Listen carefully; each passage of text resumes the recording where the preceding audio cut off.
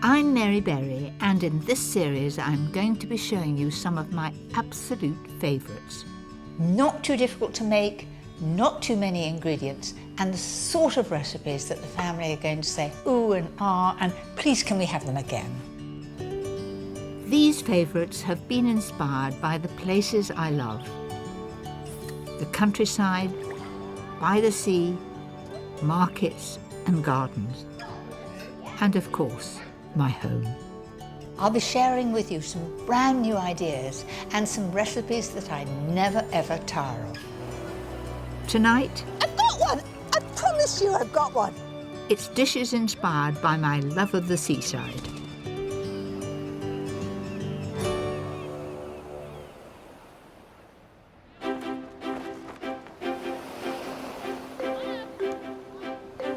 Some of my earliest memories are holidays by the seaside. In those days, we never went abroad. No matter what the weather, we were always on the beach. And some of my fondest food memories are from those trips. Tonight, I'm cooking some of my favourite dishes inspired by the great British seaside. A smart and delicious fish supper, a luxurious linguine, my right royal fish cakes, a homemade ice cream the family will love. But first, no fuss goat's cheese and shallot tarts with a crisp walnut pastry. These tarts are perfect to take down on the beach for a picnic. So, to begin with, I'm going to make the pastry. It's a different pastry. It's walnut pastry. Into the processor goes 175 grams of plain flour. I'm just going to season that a little, up to you whether you do, just a little bit of pepper and salt, like that. Then I'm going to add 100 grams of butter. I think it's better to have the butter fairly firm. Then on with the lid and process it just until it's sort of like breadcrumbs.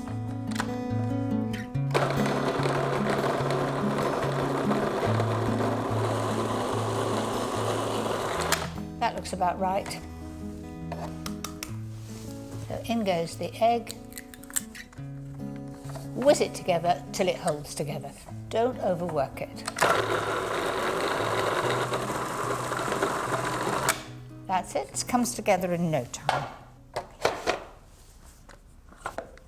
Now I'm going to roll the pastry out as thin as you can, then you don't have to bake blind.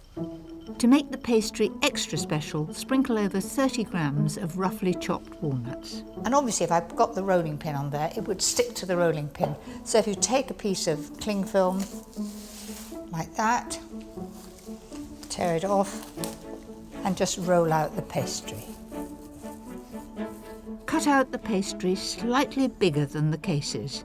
I find that Yorkshire pudding tins are perfect for making these tarts, and this recipe is enough to make 8. And at this stage, just take a fork and prick the base to stop them rising up. Whilst the pastry cases firm up in the fridge, I can get on with the filling. Slowly fry off 500 grams of shallots until golden brown and really tender. Add a tablespoonful of sugar and 2 tablespoons of balsamic vinegar. I'm going to now put that to one side till it's absolutely cold. Now to the other filling that goes on top of the shallots. Mix 300 grams of soft goat's cheese with 2 beaten eggs and add 2 tablespoons of chopped parsley. I've been making these tarts for a long time, but I put all different fillings in them. I just look in the fridge and see what there is to be used up. I mean, often we have a bit of Stilton or a nice camembert left on the cheese board, and I would use that. It is important that you don't let any come over the edge of the pastry. Put them in the oven at 180 fan on 2 preheated baking trays. Bake for 20 minutes, switching halfway through.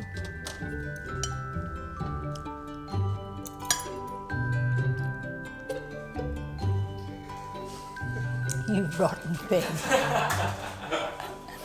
I can't get away with anything. You'll know when they're ready. The pastry is crisp and the filling is just set and golden. They need just a little bit of parsley over the top. They come out beautifully. Mind you, if I'd spilt the mixture all down the side, it would be another kettle of fish. That's it.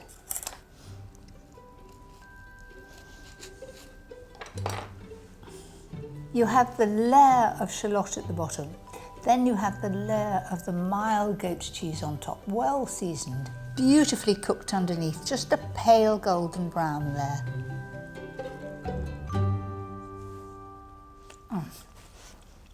I really, really like that. The flavour is excellent. Sheer heaven.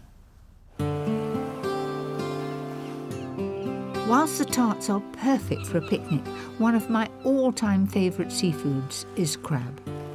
But it's not cheap these days, so here's an ideal recipe to make it go that little bit further. I think you'll love my cod and crab fish cakes with tomato salsa, something different. I've made many a fish cake in my time, but these are the very best. Why? Because I have the addition of crab, and it really gives them a lift. It makes them right royal.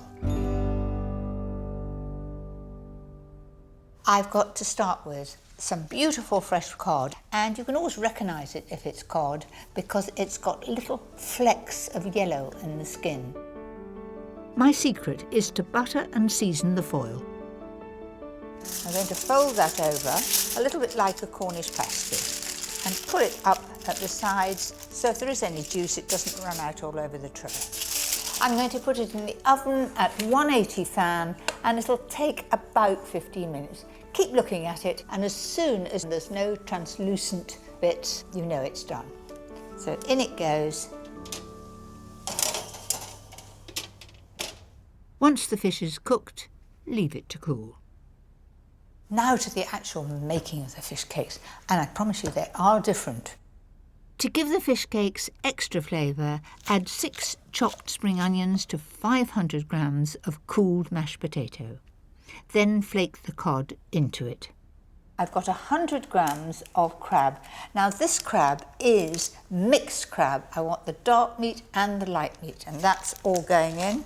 The crab really gives these fish cakes a lift. There are more ingredients to make it extra tasty. Add 2 tablespoons of mayonnaise, the same again of Dijon mustard, a dash of Tabasco, some finely chopped parsley, and season well before mixing it all together. Don't break up the fish too much, but it's when it's all one even colour. That looks fine to me, and I'm going to make 8 fish cakes. Now, an old trick to help divide the mixture evenly. Tip it onto a board and with wet hands make it into the shape of a cake. Then simply slice it into 8 wedges. That's made the job easy, hasn't it? Next, shape each one ready to go in the fridge to firm up. And if they're not quite round, they look very homemade and everybody will know you haven't bought them. That's it. They're pretty good though, aren't they? After half an hour, they'll be ready to breadcrumb. These are panko breadcrumbs, Japanese ones, and they're really crisp and dry.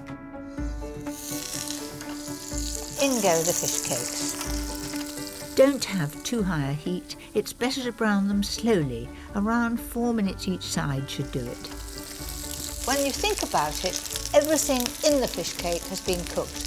We want to just get it piping hot in the middle and a lovely crisp, crunchy outside. Those are perfectly done and they're ready to serve. I think the perfect accompaniment is a simple salsa of tomato, red onion and parsley. That's about it.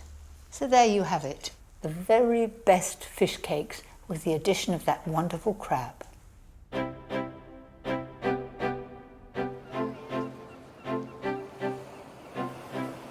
When it comes to seafood, one thing we can't get enough of are prawns.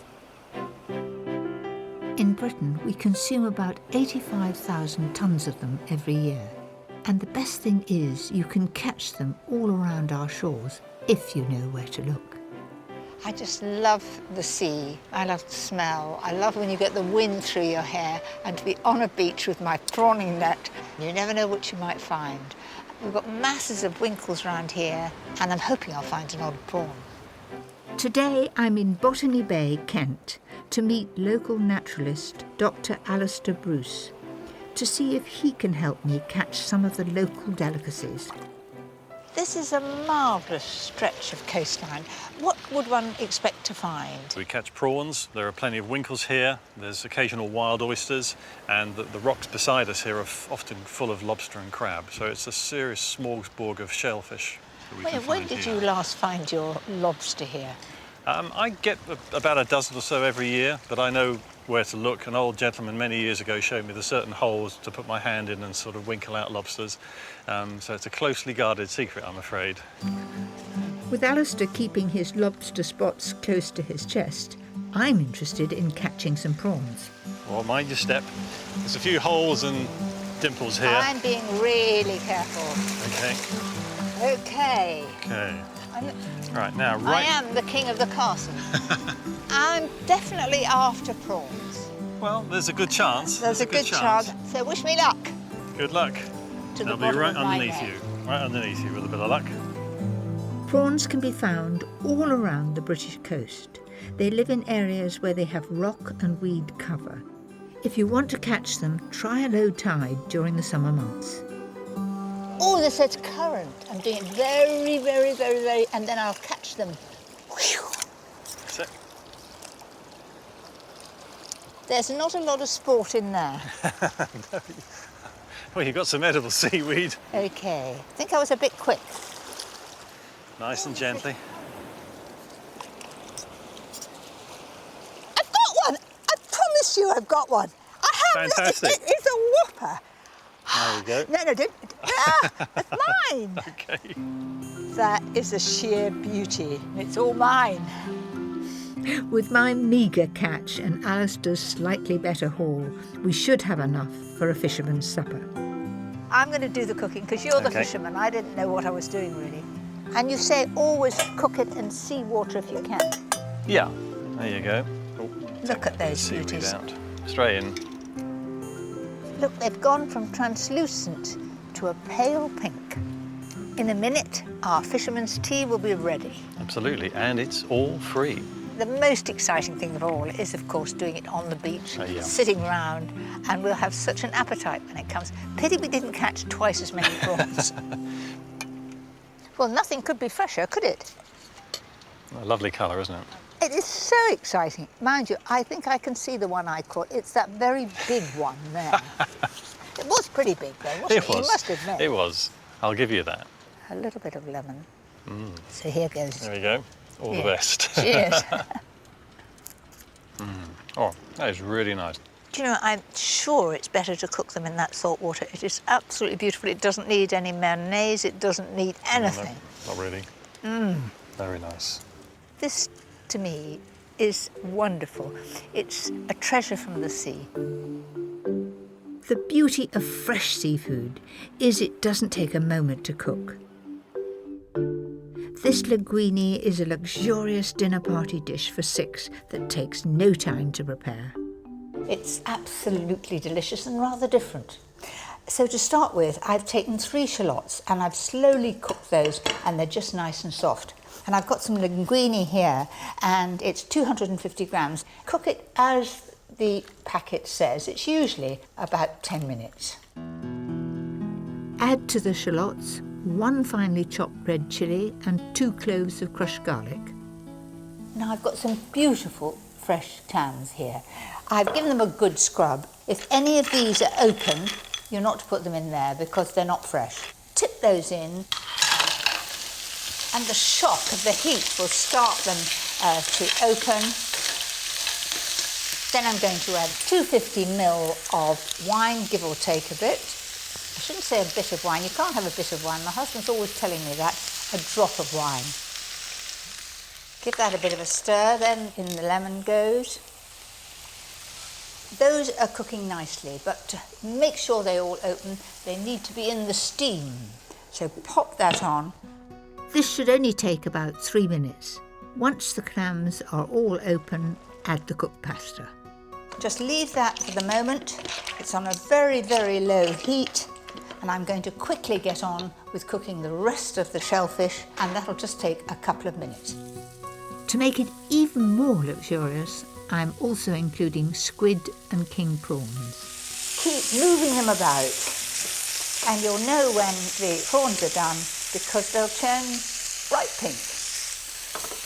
You can see the squid is changing colour. And for something special, add 6 scallops sliced in half to make them go further. So there it is. Doesn't that look beautiful? Loaded with wonderful seafood. What I've forgotten to do is my tomato. I've still got the heat on here. Just shows you I'm not perfect. Season and fry the tomato for a couple of minutes before adding to the pasta with a generous handful of chopped parsley and mix all together. Doesn't that look good? That is, to me, sheer luxury. Everybody will feel that you've spoilt them rotten. I love my linguine, but sometimes I feel like a more traditional fillet. And so here's a favourite recipe for the catch of the day. Sea bass has become very popular, quite understandably, because brill and halibut and dover sole are very expensive. It has a lovely flavour, sea bass, and when you marry it with my favourite ingredient, shrimps, in a delicious sauce, what could be better? To make the sauce, start by frying 1 finely sliced onion till soft, then add 200 ml of white wine and reduce it by half. Then in goes 300 ml of double cream, and it must be double. If you use single cream, you'll have to boil it too long, and there is a chance too of it splitting. Coat the sea bass fillets in seasoned flour and fry in oil and butter.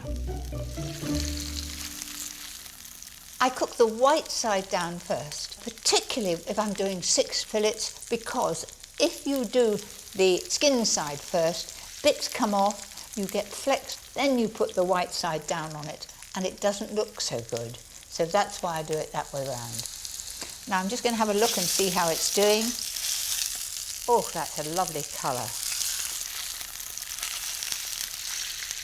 To get the skin really crispy, press the fish down and it will catch on the bottom. To finish the sauce, add the juice of half a lemon, a tablespoonful of capers and a good amount of chopped parsley. And the main ingredient, these beautiful shrimps. Do you know, I can't resist these. They are absolutely delicious. Not just one, I had about 7. So in they go, about 120 grams there. What could be better than that? To me, this sauce looks most tempting. We've got lovely shrimps, then the finely sliced onion, parsley and capers in a lovely creamy sauce. I'm going to serve it up. Oh, that looks a beautiful brown colour, just perfect. Pop that on the plate. Now to my shrimp sauce.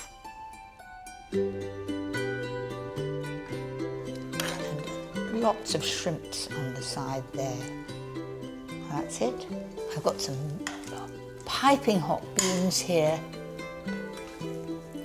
Just there. I think that looks so tempting, I can't possibly not taste it.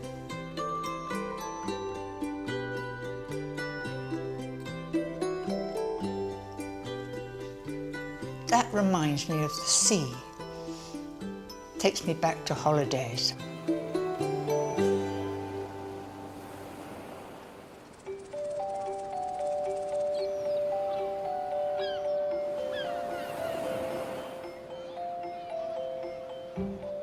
One of my fondest childhood memories was eating ice cream by the sea. On the Broadstairs seafront is an ice cream parlour just like the ones I remember. Hello, Mary. Very nice to Marina. meet you. How are you?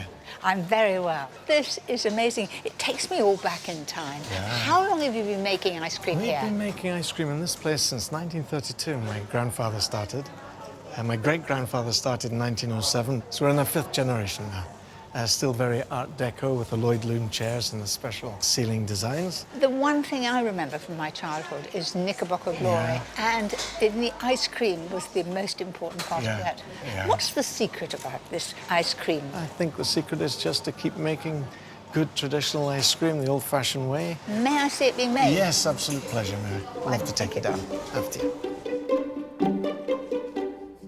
Marina is taking me to meet Gino, who's been making gelato for 22 years. Let's see how it's made. Okay. So, this one is the secret ingredient. Milk, sugar, a dash of cream. Our finest ice cream in Britain is made from custard, eggs, and cream. You describe ice cream. Here we are making gelato. To make the gelato, milk, sugar and cream are pasteurised and cooled overnight.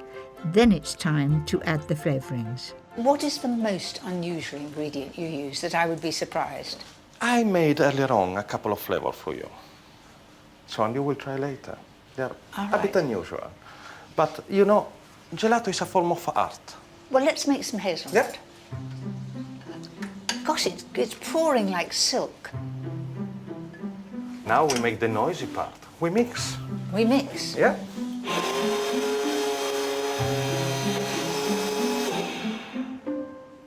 Once the flavours are mixed, it's time for it to churn. Okay, push the gelato bottle. Yeah? Lights on, green for go. And how long will that take? 8-10 minutes. How much do you make a day? But here more than 150 liters per day. And so how many ice creams is that? 1,200?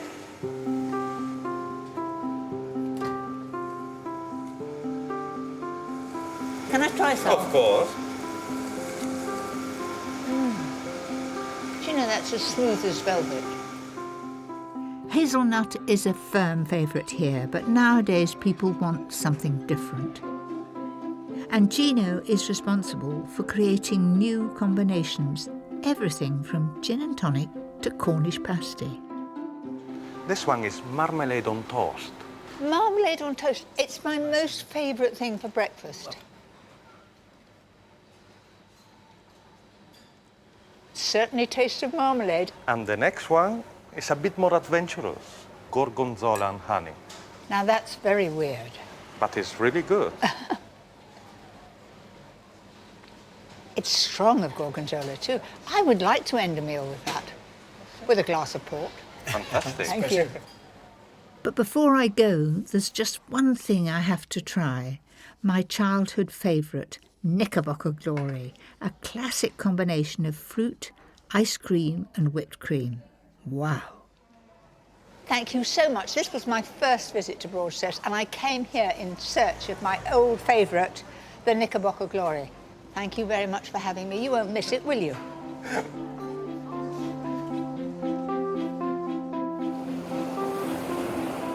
There's nothing that reminds me more of seaside holidays than a Knickerbocker Glory.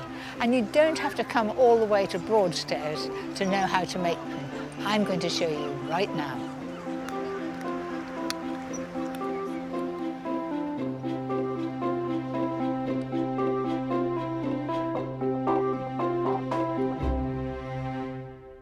I really enjoyed that decadent Knickerbocker Glory in Broadstairs. Gosh, it was good. I'm now going to recreate that for you to do at home. First, a simple vanilla ice cream that doesn't require an ice cream machine. Separate 4 eggs and whisk the whites at full speed. Slowly add 100 grams of sugar to make the meringue that will be the base of the ice cream. In go the egg yolks and you just mix them for a moment.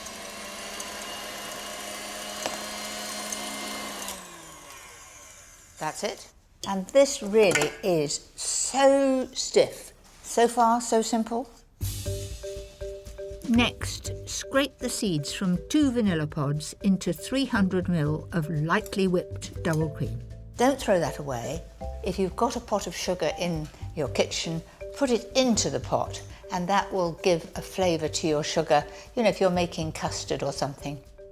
And I'm just going to beat that. It's partly beaten. Now I've got to fold the cream into this mixture. Now I have got volume in it. I've got volume in the meringue, I've got volume in the cream. That's why we don't have to re-whip it and we don't have to use an ice cream machine. So just fold that in. And remember, folding round the outside and cut through the middle until it's beautifully smooth.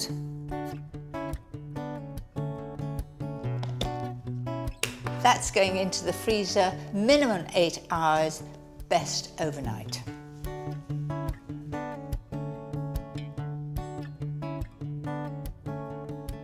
Now to the coulis, a lovely puree that will drift through the ice cream. I know you can buy it in a squeezy bottle, but it's not the same as homemade. Measure 250 grams of fresh raspberries and 2 tablespoons of icing sugar into a small processor. And you just puree that.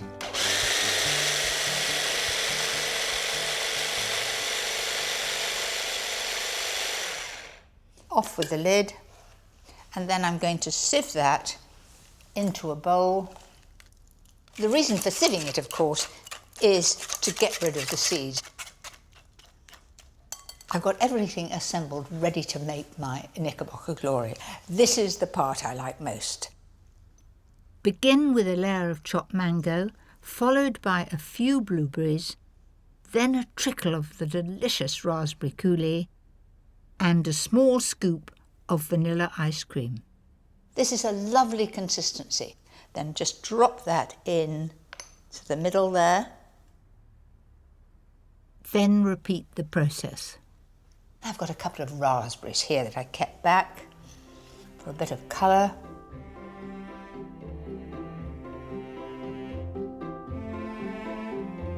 Gosh, that looks good. The crowning glory of a little bit of chopped nuts, just over the top like that. This is my take on the classic Seaside special Knickerbocker Glory. There.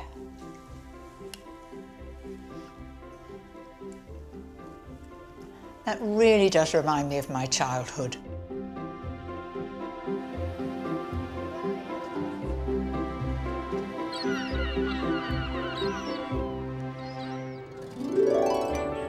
Next time. Don't you lose it now. There's your fish. It's dishes inspired by my love of the countryside.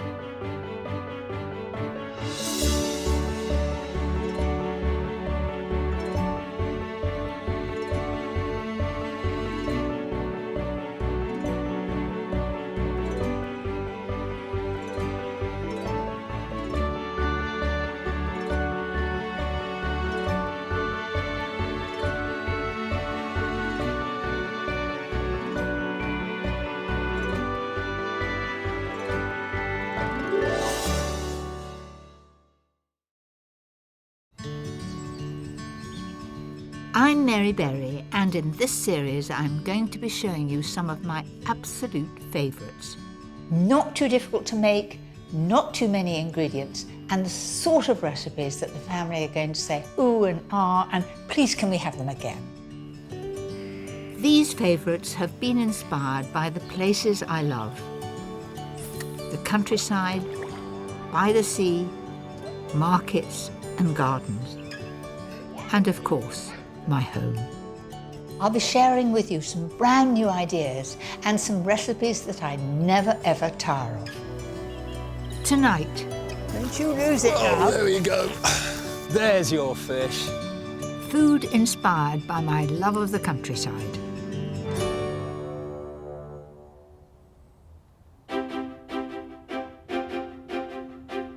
I I was brought up in the country in a village near Bath.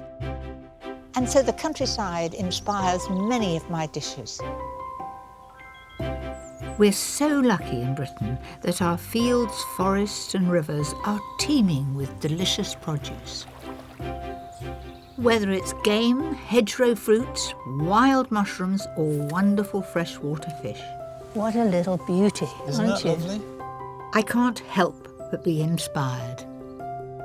And tonight I'm sharing my countryside favourites with you.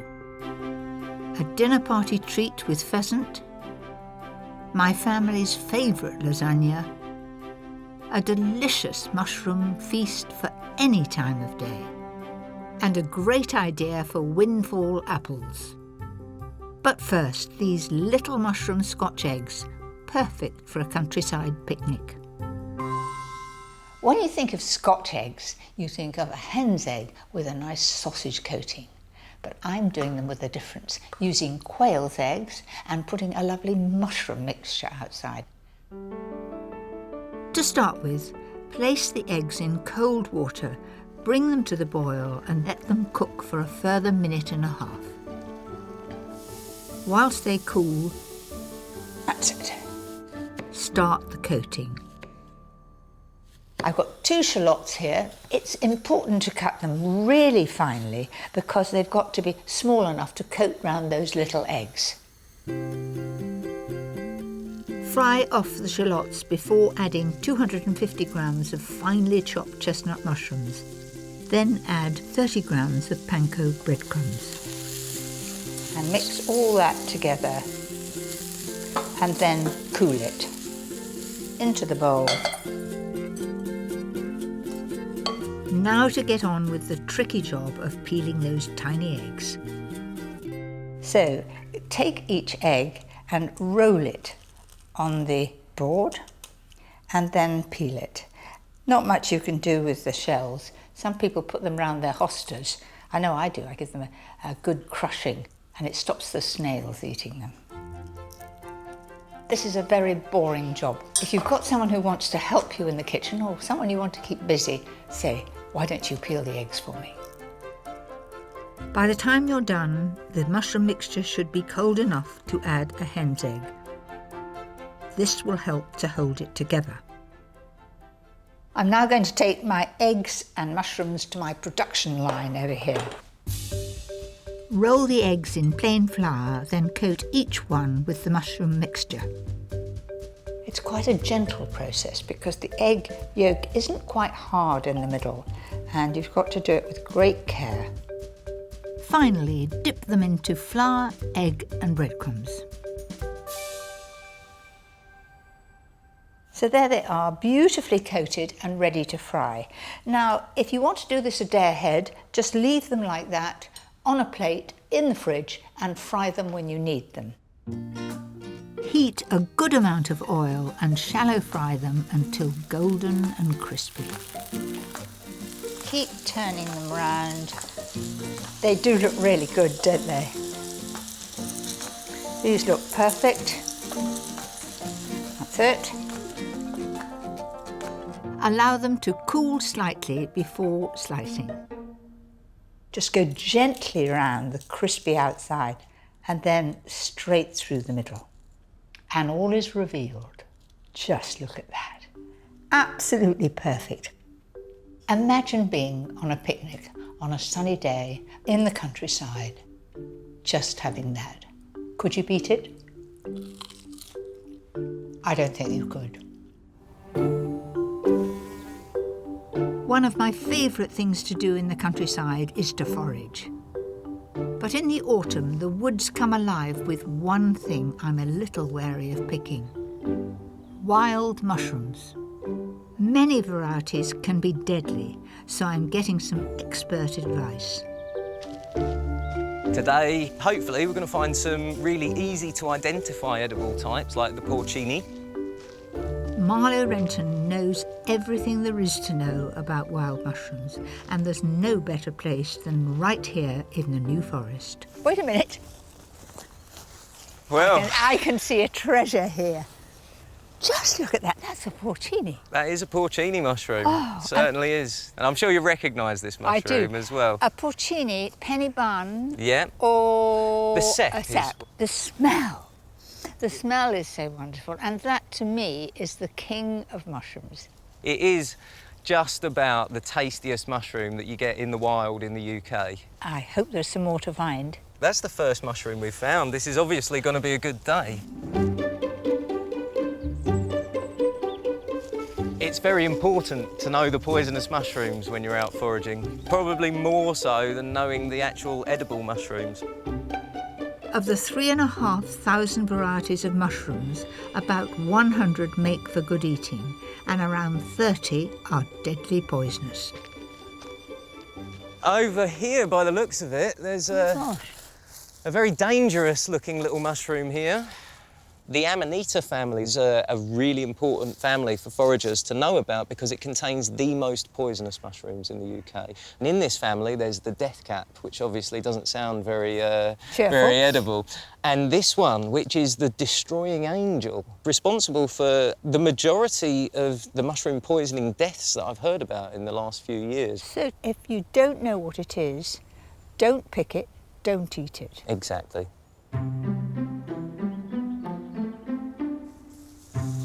There's something white over here. Do you know what those are? Oh, wow.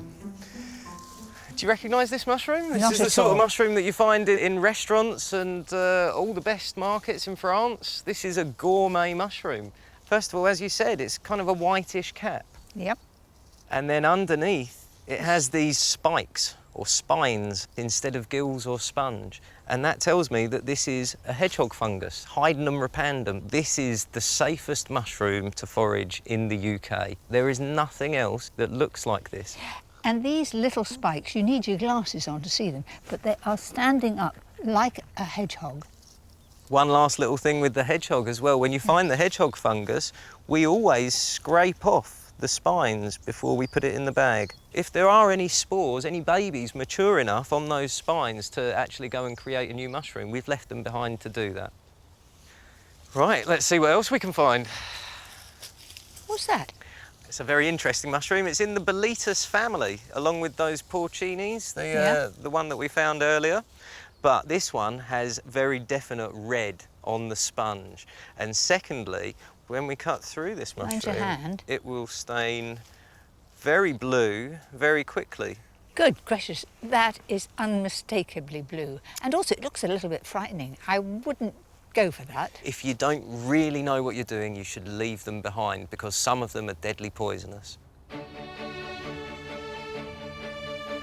If you are not brave enough to go picking by yourself, stick to the huge variety you can find in the shops.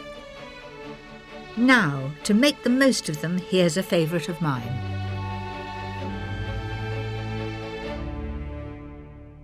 These are the mushrooms that I've chosen. Smidgey, golden enoki, oyster, shiitake, and my real favourite, chestnut mushrooms, sometimes known as brown mushrooms. Start by frying 3 slices of Parma ham in a little oil. It could be Black Forest, it could be Serrano, and you can also, if you look far enough, you can get British dry-cured ham. And I want it to become beautifully crispy.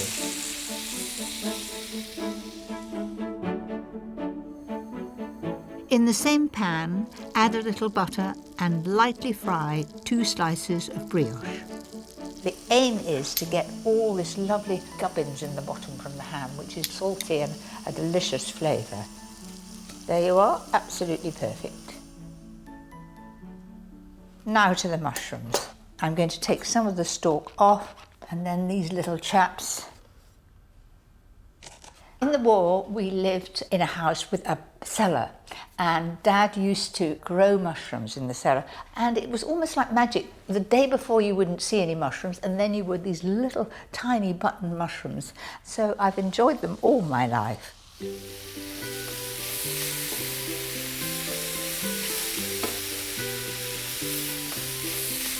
I find the secret of this is to put the lid on for a few moments so that the steam comes up and makes them soft.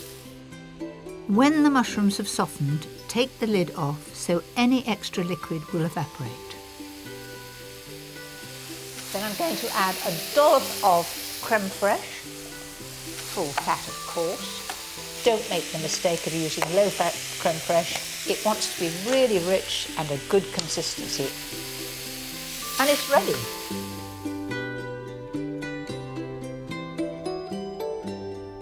Really looks delicious. Top it all off with the crispy ham and a few parsley leaves.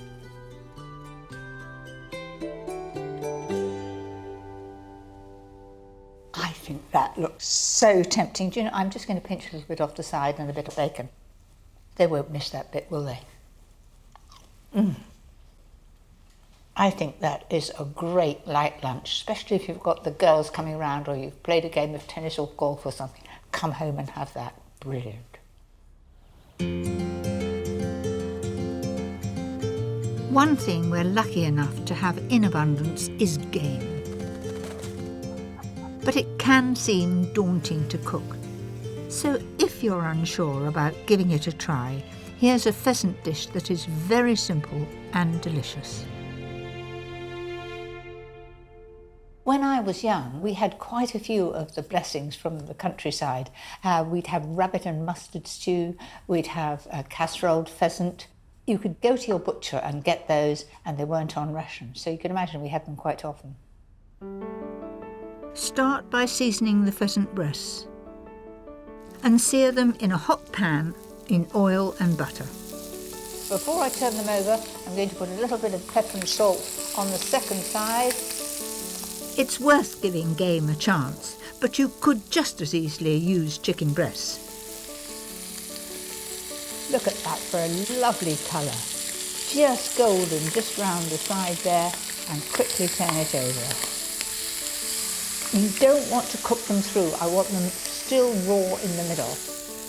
Put the breasts to one side and start your sauce by cooking one roughly chopped onion in the same pan.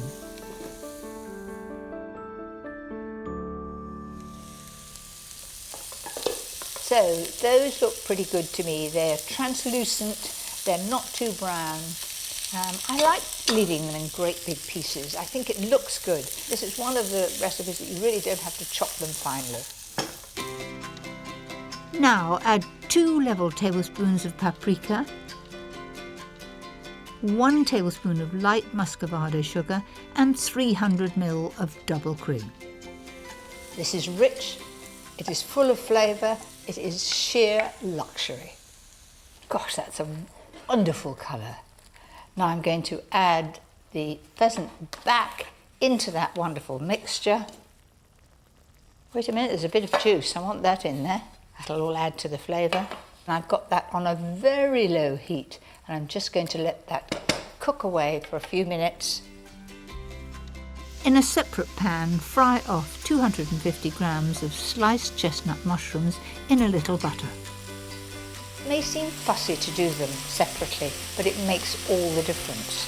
They get a little bit of colour, you evaporate some of that liquid, and they don't look sort of pale and insignificant in the dish. Finish it off with a handful of chopped parsley. This is the part I like most. Everything's ready. I like to serve it with some creamy mashed potato and some young broad beans. What could be nicer? And lastly, here comes our pheasant. And plenty of sauce to go with it.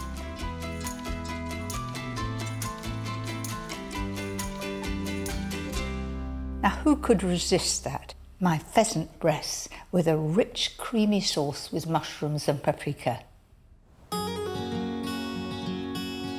Whilst our forests are bountiful with wonderful game, we're also lucky enough to have some of the world's great fly-fishing rivers. Here on the River Test, people have been fishing since Roman times.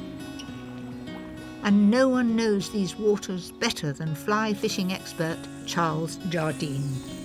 It's so special because the water that's come up through the chalk springs is fueled with all sorts of nutriments great for insect growth, which is great for fish growth. And it's that makes this so special. And that's why the fish gets so legendary and big. Charles, this is a very exciting day for me. I've always wanted to learn to fly fish. You couldn't come to a better place at a better time of the year. Really? Yeah. Oh, well, that's comforting. And you can see how clear it is. Look at it. I mean, it's beautiful. It's so peaceful, you could hear a pin drop. Well, that's why we do it. This is a sport where you can just immerse yourself in it and just become at one with the river. These rivers are a host to some of the country's finest freshwater fish, such as grayling. But what this area is most famous for is its trout. The idea is to cast. And what I want to try and do is make a big plop. Lift and just tap. Do you remember? So we'll cast over there. Oh, you got one. There's a fish. It's so Where is small. it? It's there. It's a minnow. But you've got to start somewhere. There you are. You've caught your first fish on a fly. Now, It's wait a not minute. colossal. It's a minnow.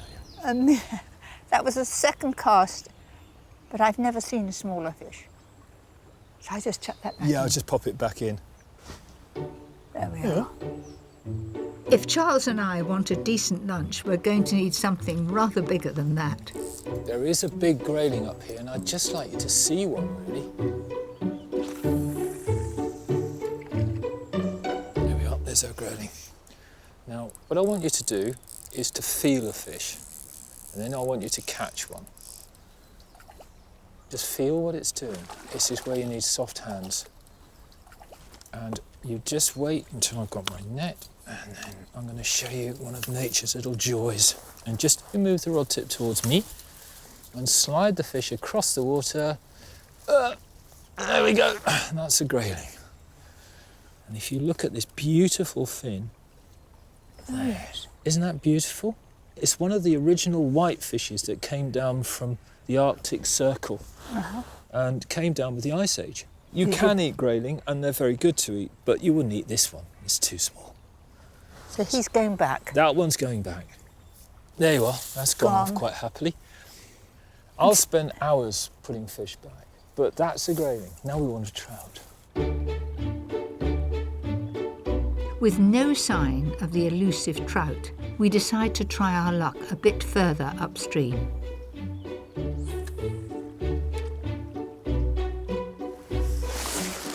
It's a rainbow. You got your trout here. It's a lovely little wild fish. There it is. There you go. That's a proper fish. Don't put on the line. Just put the hand by the Now I'm reel. watching it swim. Isn't Yeah. it beautiful? It's fantastic. Now just wind the handle just a bit. There it is. Now that's a fish and a half, isn't it? It It's is, better isn't than it? my minnow. Just a bit bigger than your minnow. I'm winding. Just keep everything smooth. Don't you lose there it you now. go. There's your Have you fish. ever seen a bigger fish There's than your that? fish. Come here, my little fellow, then. Now just look at that. I think that's a sheer beauty, and I reckon it weighs a couple of pounds, something like that. I think so. Would serve two. Absolutely. me. Gosh, it would. Lovely. I can think of no better way to enjoy a freshly caught rainbow trout than to simply fillet it and then fry it in a little butter. Look at that. Look. That's fantastic. Not bad. Shouldn't That catch such is- big fish, really, should we? It's beautiful. Now I'm just going to add to that a little bit of dill in here. Oh, right, you're going to... And can you squeeze some lemon? Your hands are drier than mine. Into there. That's perfect. I'm just so excited to try it. That's truly lovely. It is sheer perfection. All I've got to do is to thank you for such a memorable day. Oh, thank you. Do you know something? I think I've got the bug.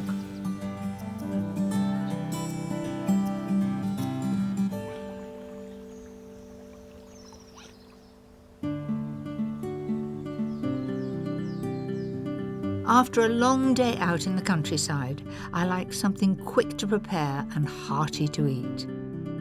And this lasagna using sausage meat and mushrooms is a real favourite of mine. I've been making this lasagna for quite some time, and my family think that it's the very, very best, and I'm very pleased with that because it's so quick and easy to make. Start by frying off 450 grams of sausage meat. Every little bit wants to be a lovely golden brown colour. Sausage meat has wonderful spices that are so good for lasagna. Add 2 tablespoonfuls of flour, 2 cloves of crushed garlic, and 1 chopped chilli. I suppose it's quite unusual to put a bit of chilli in, but my lot seem to like chilli and things more and more and more, so up to you whether you put it in or not. Gosh, that looks quite colourful with a fleck of red in there. Then mushrooms, thinly sliced. Fry those for a few minutes.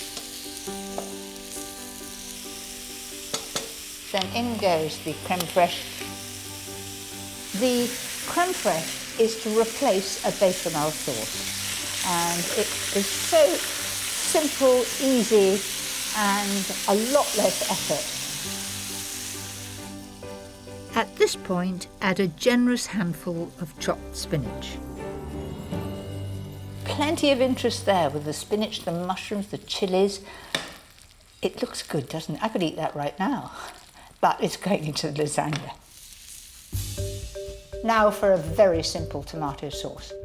Mix 2 tablespoons of sun-dried tomato paste, 1 teaspoon of light muscovado sugar, 500 ml of passata, and some freshly chopped sage and thyme leaves. And that's it. And now it's an assembly job. So a third of this. All right? Then you take the sauce, and the sauce you just dribble informally over the top. Soak the pasta sheets for 10 minutes in hot water to help reduce the cooking time before adding them to the lasagna. That's it. And then you do the whole procedure again.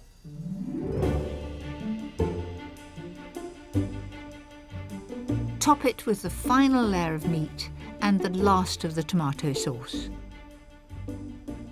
And just to finish that off, giving a lovely crispy top, some cheese. I like to use cheddar cheese, but you can use any hard cheese or end bits that you've got left in the fridge.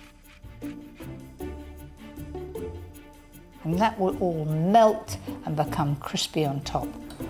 Cook it at fan 180 for 20 to 30 minutes. Until the pasta is soft and the top is golden. Oh, just a gentle bubble around the outside. So I reckon that'll serve about 6 people, and it's best served the moment it comes out of the oven. Oh, look at that. How's that for a different pasta? Little bit of spinach, little bit of chilli, not too much pasta, lots of sauce. It's a bit hot, but I think I'll have a quick taste. I'll take it from around the edge, like you tell the children to. Oh, you can't beat it.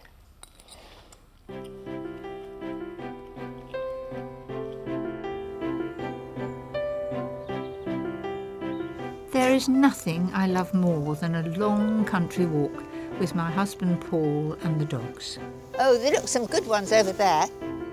It's a perfect excuse to gather blackberries for a pie, I'm not the only one that likes blackberries. sloes for sloe gin, even windfall apples, ideal for my next recipe. These mini apple and almond cakes. To start with, I'm using melted butter. There aren't many cakes except for gingerbreads that you use melted butter. It's cool and I've got 75 grams. Then 100 grams of caster sugar, 100 grams of self-raising flour. This is really so simple to make. Add 1 egg and half a teaspoon of almond extract. You just start beating it, and it's not difficult. I wouldn't bother to get the machine out for this. That's it. Nothing could be simpler. I usually use a cooking apple. A Bramley would be ideal.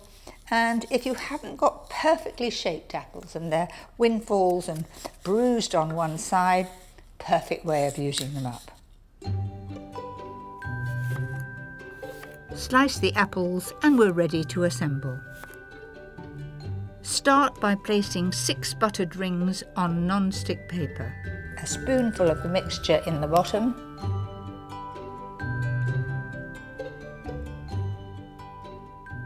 And once you've put those 6 sort of dollops, then hold the ring and just spread that to the edges. And then the apple, it'll take about 3 slices of apple, and try not to let the apple touch the ring, just put it just inside the ring. There we are. Then I'm going to put the rest of the mixture on top. These are so simple, you could knock them up in no time if you get a surprise visitor coming for tea. Level the tops off with the back of a spoon and sprinkle with flaked almonds. That's it, they're ready for the oven. Now, those go in the oven at 160 fan, and they will take about 25 or 30 minutes.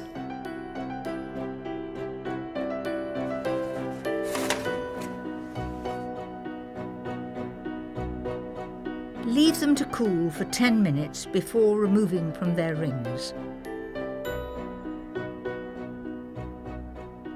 Oh, they do look lovely. I love the straight sides. They look very professional. I'm going to eat one while it's still warm, and I'm going to have it with a nice blob of creme fraiche.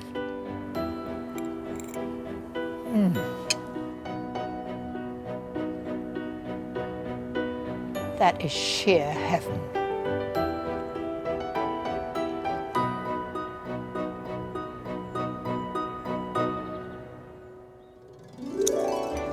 Next time. They should grow really well. It's dishes inspired by my love of fresh herbs.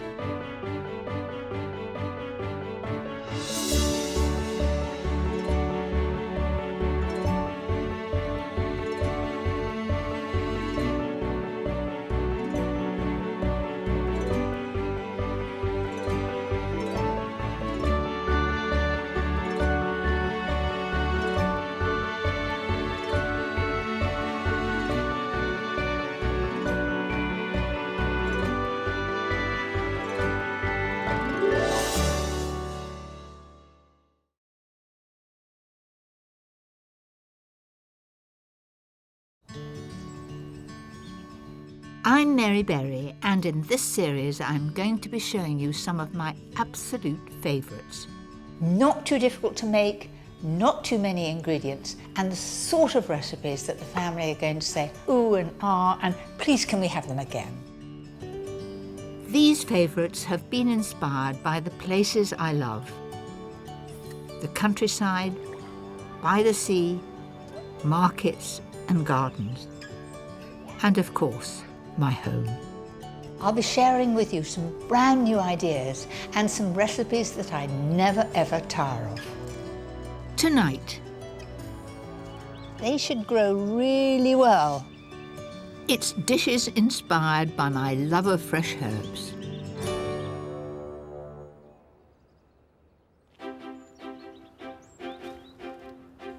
I love growing my own herbs. It's very easy, I'm getting better at it, and they're an inspiration for many of my recipes. When I started cooking, which was a long time ago, you could only get dried herbs.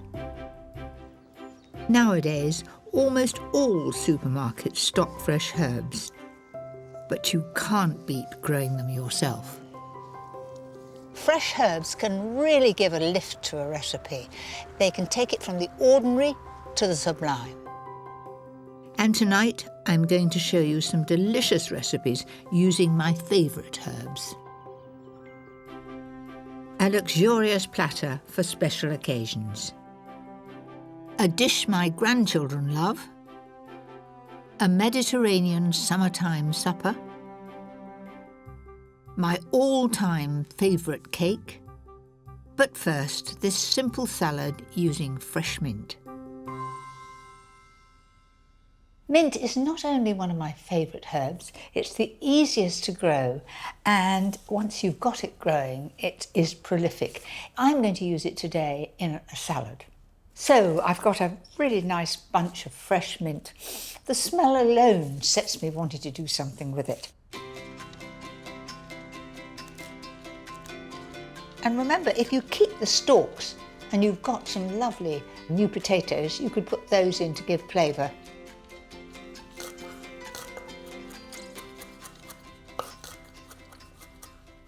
Then I'm going to do the cucumber. This is rather a big cucumber. I'll only need half. Peel the cucumber and cut it down the middle. And I always take the seeds out for a salad because they just make the salad very, very wet. Then I'm going to just cut little half moons of it. All that remains is for me to do the melon. Isn't this a prized beauty? You know, you can grow them. Thomas, our son, has a raised bed and he grew them just about this size last year. I'm growing them too, but mine are miniature ones. So I'm going to cut that in half. And all the glory is in the middle. Look at that. Doesn't it look tempting? It makes you think of summer. Cut the melon into quarters and remove the skin. Cube and take out any seeds. This salad is simplicity itself. For a simple zesty dressing, I'm using the juice of half a lemon. You know, lemon and mint go so well together. 4 tablespoons of good olive oil, a little seasoning, and mix it till it all comes together. That's it, that's ready to go over the top. The melon in the base, some cucumber, generous amount of mint there. I'm also adding some halved black olives and feta cheese.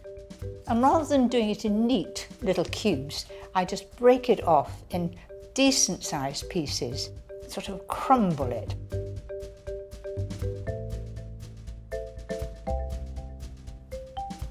Isn't this simple? And it just reminds me of summer, these vibrant colours. Just before serving, drizzle the dressing over the top. Well, that's my favourite way of serving mint in the summer. Oh, that smells of summer, that mint.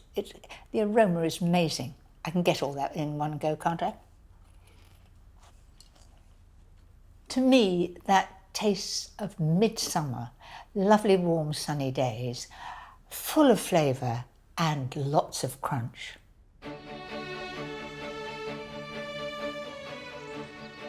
Growing your own herbs is not only easy to do, it's so much cheaper than buying them in the shops.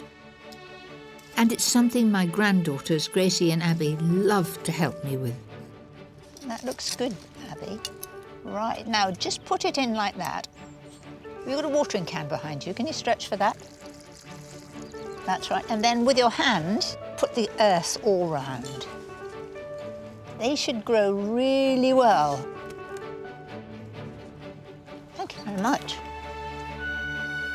Spending time with my grandchildren is one of my great joys, and my next dish is one of their favourites. So I've got 500 grams of good minced beef here. Add a finely chopped onion to the mince and 2 cloves of grated garlic. It's only actually since I've been married that we've had meatballs. Mum used to do what she called Scotch mince, and that was just fried mince, no onion and a good gravy.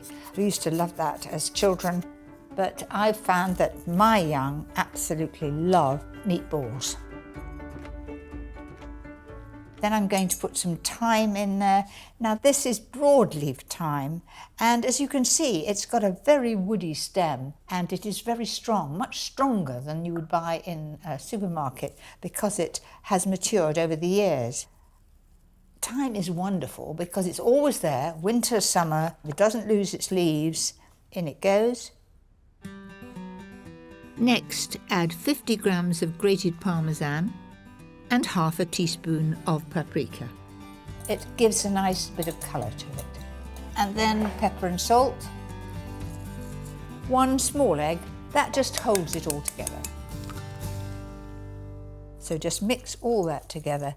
And do you know what? I'm going to discard the spoon and use my hand. You can really get the feel of it.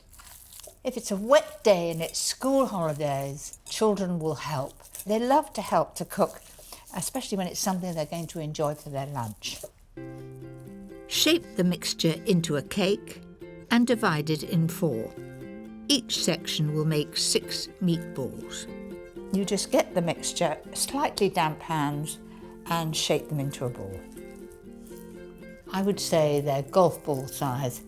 My husband plays golf. They look just like golf balls to me.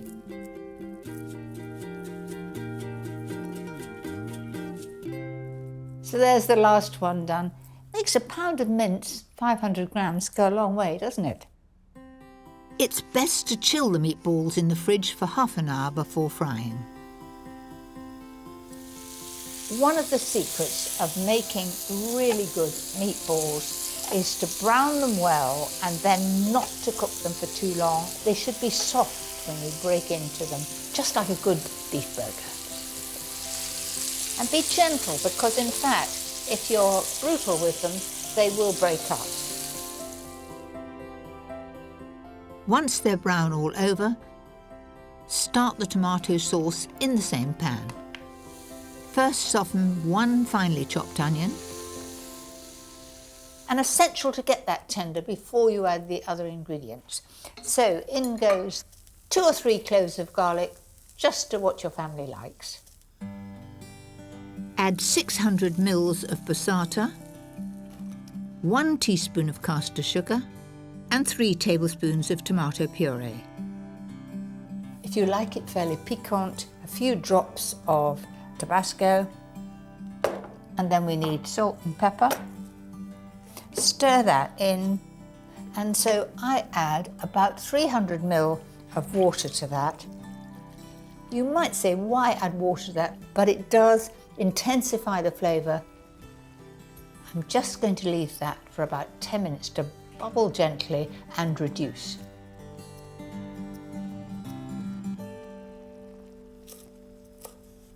I love basil. It is an absolute natural with tomatoes.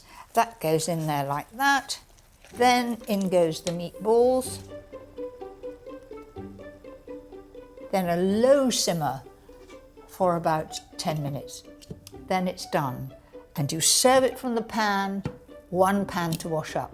That's a joy, isn't it? After 10 minutes, the sauce will be reduced and the meatballs will be wonderful and juicy.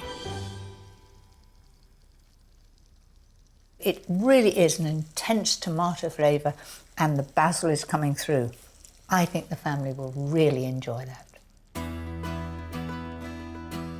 I've used herbs in my cooking all my life, but I never tire of learning more about them.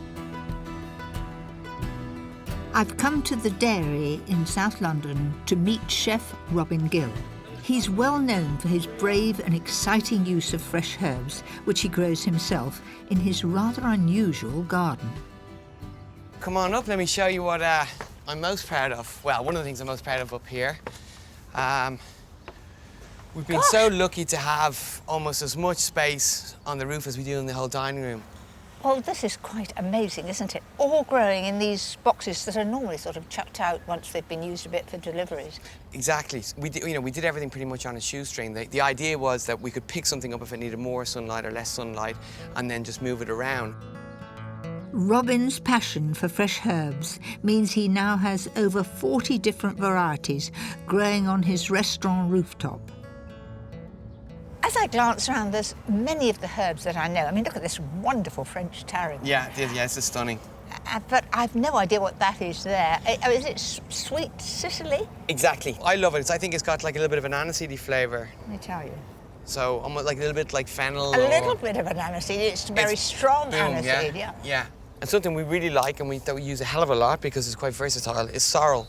I find it quite refreshing, and we use it with fish, but also we've done a really interesting dessert with it at the moment. Really? I'd never think of putting sorrel with pud. Yeah, we use it with sorrel and apple. And along here we've got, was it garlic chives? Yeah, this is normal chives and garlic chives. If you taste chive like that, it's peppery, you know.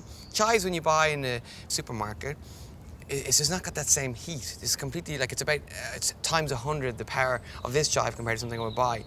And that's one of the main reasons why we do this here. You can grow herbs anywhere. I mean, right over there's somebody growing it on a windowsill, very much in the style you're growing it here, exactly. In boxes. And so you don't need a big garden to grow herbs. All the herbs that Robin grows feature on his menu. He often combines them in ways I've never seen before. 3 or 4 different herbs on one plate. And I can't wait to try some of them.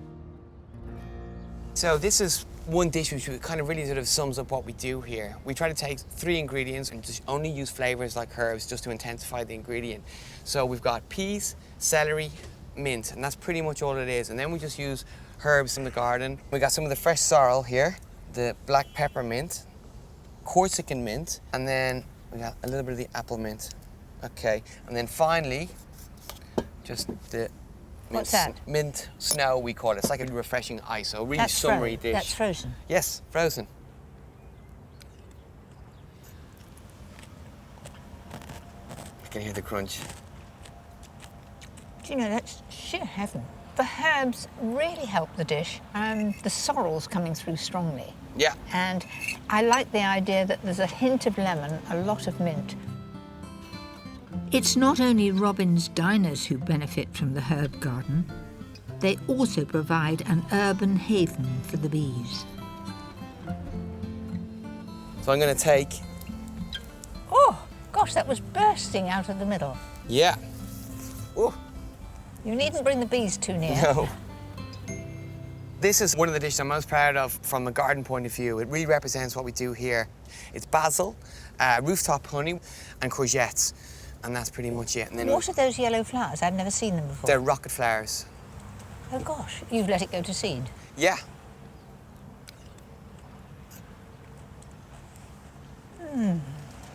The honey is unusual.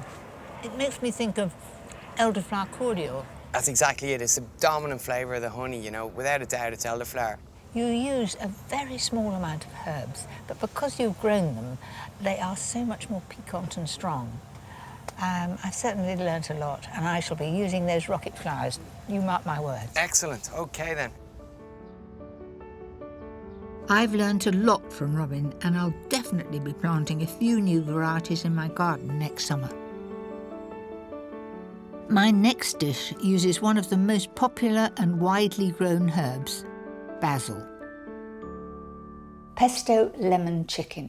It is just lovely to have on a warm summery day, and it always reminds me of the Mediterranean. Start the dressing for the chicken with 6 tablespoons of mayonnaise and 4 tablespoons of fresh pesto from the shop. You can make it yourself if you've got a lot of basil, and it's simply basil, olive oil, garlic, pine nuts, and a little Parmesan cheese. So, juice of half a lemon. Now I use a lemon squeezer. I know the chefs just go like that and all the juice comes out. I don't seem to have those sort of muscles, so I use a lemon squeezer. Makes it easy and effortless. So I've got juice of half a lemon in there. Then I'm going to add some pepper and salt. Could that be easier? And you get a lovely, fresh, bright green colour. Now to the chicken to go in it. I'm using chicken breasts that I've lightly roasted for 20 minutes until they're cooked through. You didn't necessarily use breasts of chicken at all. You could use a whole chicken and just take the skin off and cut it into strips.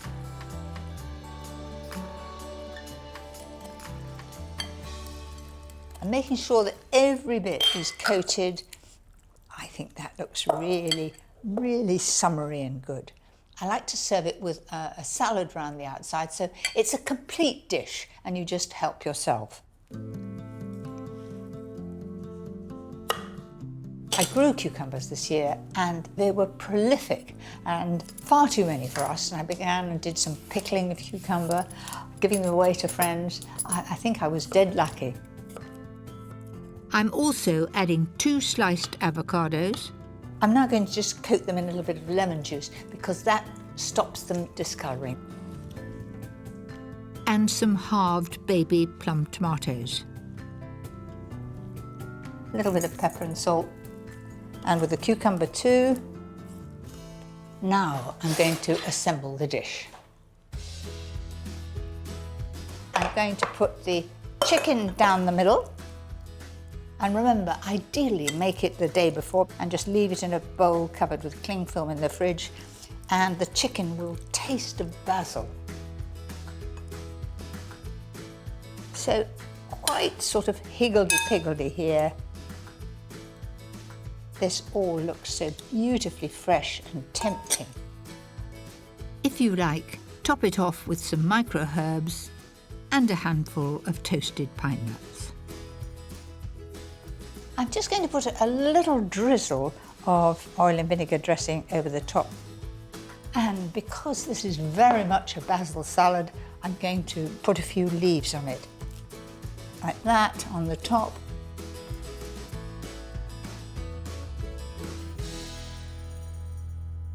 For me, that's a taste of the Mediterranean, full of flavour and sunshine.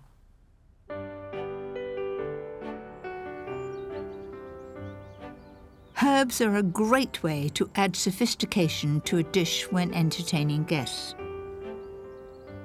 And I love using them to add zing to this salmon, prawn and potato salad platter. If we're having friends round and I'm doing a buffet, I always include a salmon dish. First, season 3 medium salmon fillets and add a good squeeze of lemon. Lemon and fish go very well together. Wrap them in foil. You don't need to seal it because it's not going to run away. And cook at 160 fan.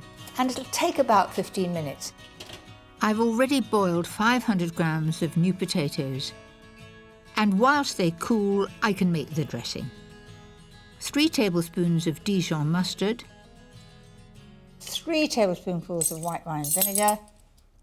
4 tablespoonfuls of oil, and then a tablespoonful of sugar. And best to use caster sugar because it dissolves quickly. Add a little seasoning and give it a good whisk. Now this is a very mustardy dressing, but it goes well with the potatoes. Doesn't take much mixing, that's it. Once the potatoes are cool enough to handle, quarter them and add them to the dressing. I think a potato salad is something not to be forgotten. So much pasta and rice is served as salads, but there's nothing to beat a good potato salad. The warm potato will absorb this lovely mixture of mustard and oil. To add some crunch, slice 3 spring onions and 4 sticks of celery. When I was young, Dad used to grow it, and we had celery with everything. It was almost too much celery. Next, add 6 tablespoons of mayonnaise and the chopped spring onion and celery. So it is not going on the floor, it's going straight in the bowl. That's it. And to add a bit of colour, a few thinly sliced radishes. Mix all that together. The radishes have a very piquant flavour, so if they're thinly sliced, they just fit very well with the salad. That's it. Now, some wonderful fresh parsley. If you can't be bothered to chop parsley, I've got a quick tip to speed it up. Put it in a cup and then just snip it with scissors.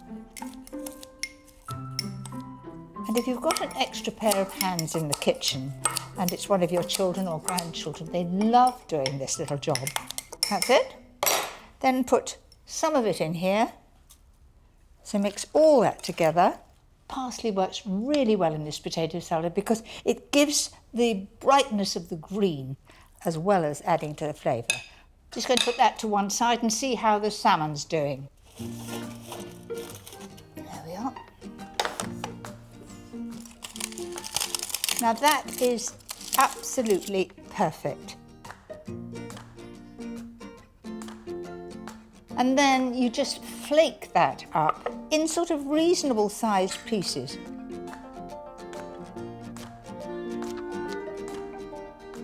Potato salad down the centre. I'm trying very carefully not to drip it on the side.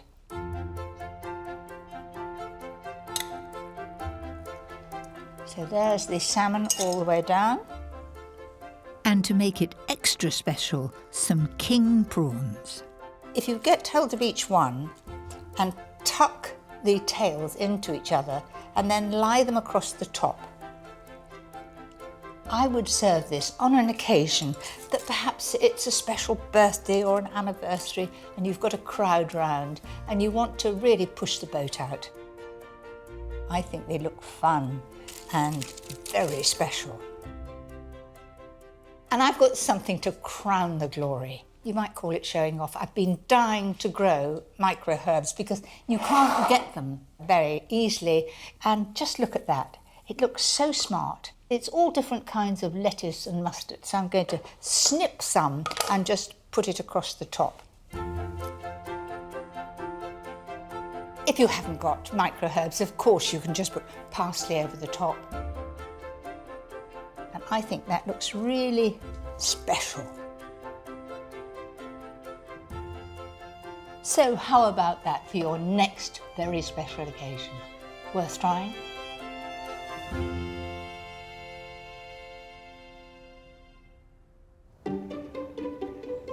Herbs aren't exclusively for savoury dishes. They can also be great in cakes and puddings. Lemon verbena is the unsung hero of my herb garden. It's just wonderful in tea, but think further. Finely chopped leaves are a great addition when you want a lemon flavour. I love it so much, I'm going to use it in my signature lemon drizzle cake.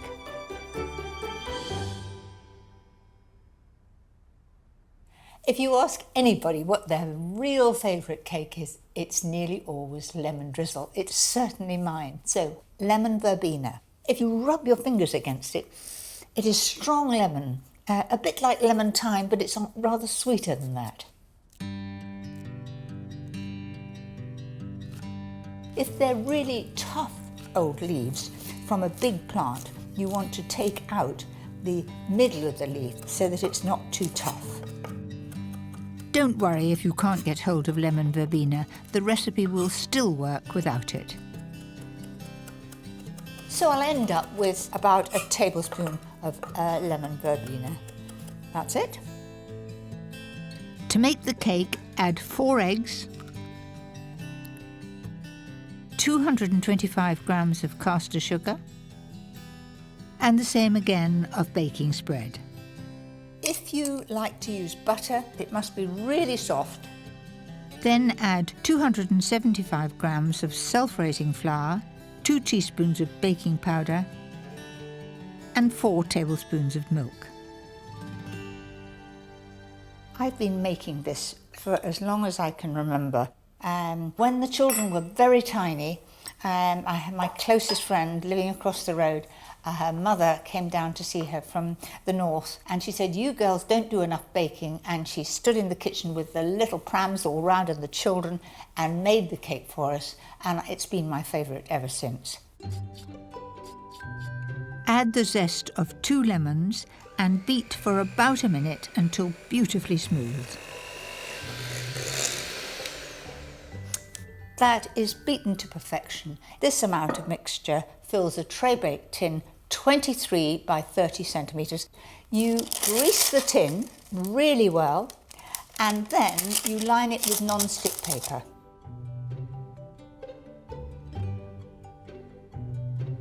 I've made more of these than you've had hot dinners.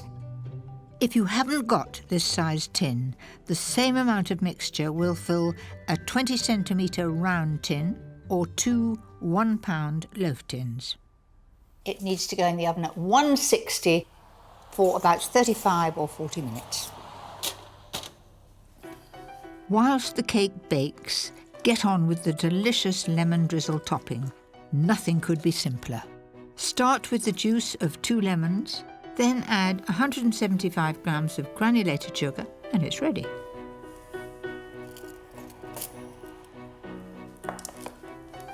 Well, that's just as it should be. A gorgeous pale golden brown.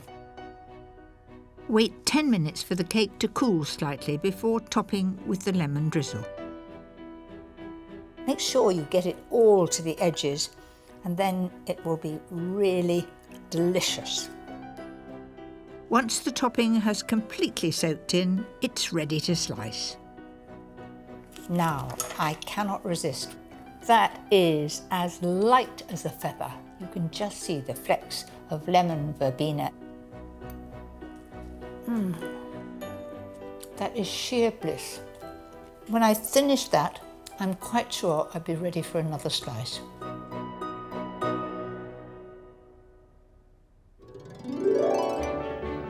Next time. That's a bit sharp at the moment. No, I think it's lovely. It's my favourites from the local farmers market.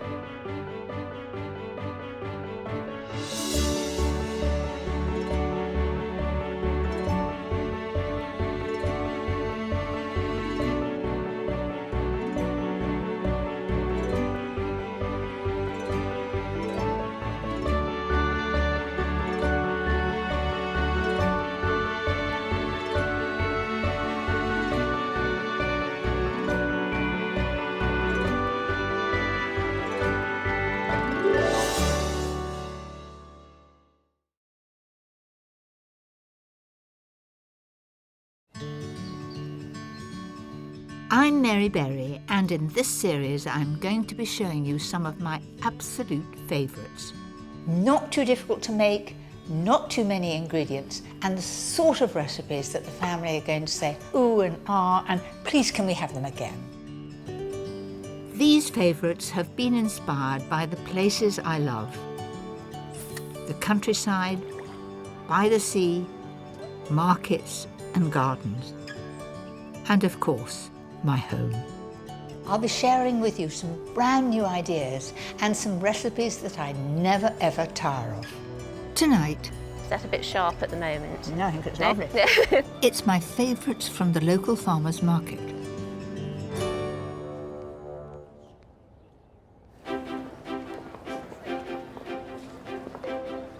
In this programme, my recipes are inspired by the wonderful ingredients you find in farmers' markets and farm shops. A visit to the farmers market is such a lovely thing to do. I enjoy seeing what's in season and meeting the local farmers and stallholders. Sugar is a creamy, mature gelatin. There's nothing like the feeling of knowing exactly where your food comes from. Tonight, a delicious soup using one of British farmers' best-loved vegetables. Salads inspired by all those wonderful things that you can buy on the stalls. A family favourite with lovely local sausages. A showstopper pud perfect for hand-picked berries. But first, a dinner party dish with one of my personal market favourites.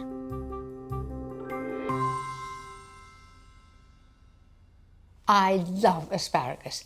It makes this dish very special. I remember my father used to grow these with tremendous care. I've tried to grow it, and as soon as you get weed in it, you're in trouble. I've never been successful, so therefore I go and buy it from a farm shop nearby. Start by seasoning 6 chicken breasts. and seal them in a hot pan with 25 grams of melted butter and a tablespoonful of oil. All I'm doing with these chicken breasts is getting them golden brown on each side, but in no way are they done in the middle. That's exactly what I'm looking for.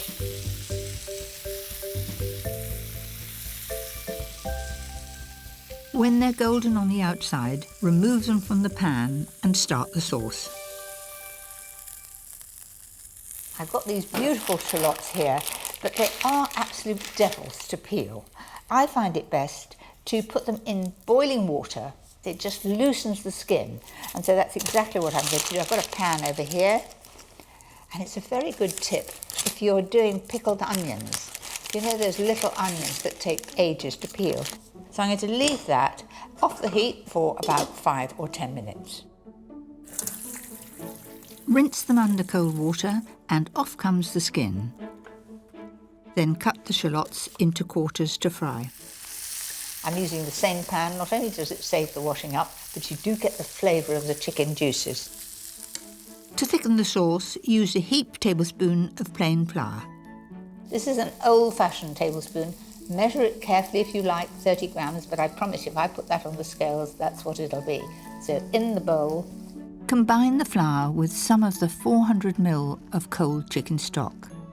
I'm going to make that really, really smooth. You might think it's a bit like making custard. Then I'm going to put the remainder of the stock in here, like that, and I'm going to pour that in, stirring all the time, and that will thicken it, which indeed it has. And this is absolutely smooth, as you can see. There's no sign of a little white lump.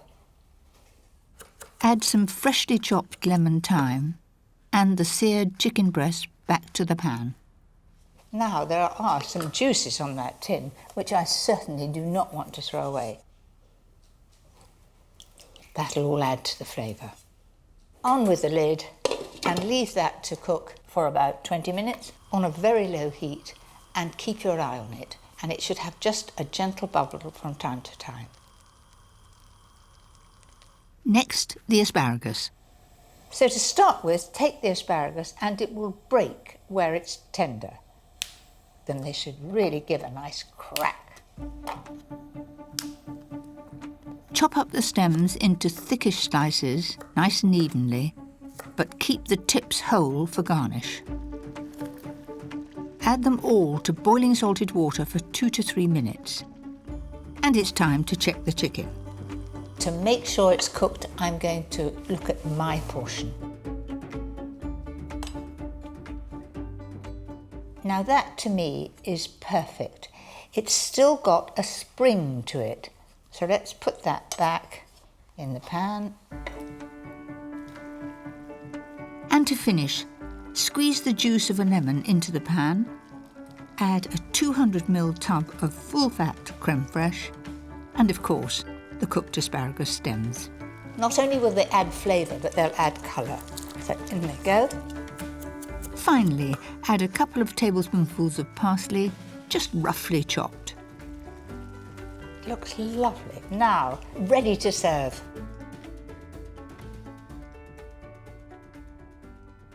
There are those that like a lot of sauce, and I'm married to a gravy man, so all my recipes have quite a lot of sauce. Well, the smell is delicious. It's a lovely smooth sauce. It's a deep flavour of lemon, and it feels rich.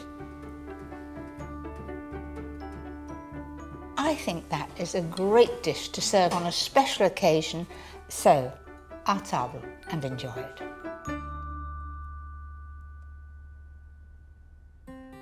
Seeing the first crop of asparagus each year is always exciting. So here is another of my favourite recipes to make the most of the season. It is so simple, and there's only 3 veggie ingredients. That's onion, potatoes and asparagus. To make enough soup for 6, add a finely chopped onion and 350 grams of diced potatoes to hot butter, and cook them down on a gentle heat for about 10 minutes. Now to the asparagus.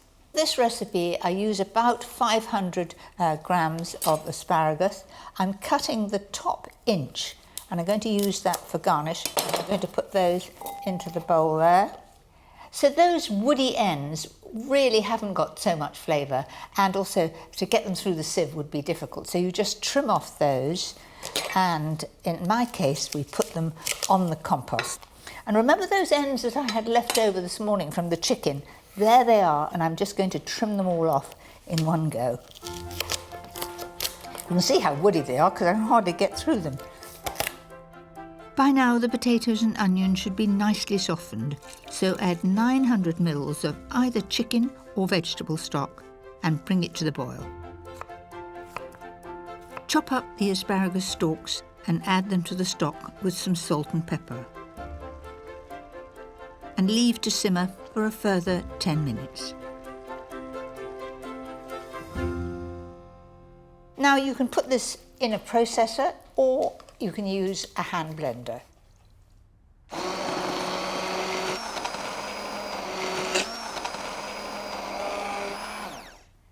So you want to know something? I always use a processor, and I'm not used to these hand blenders, and I'm learning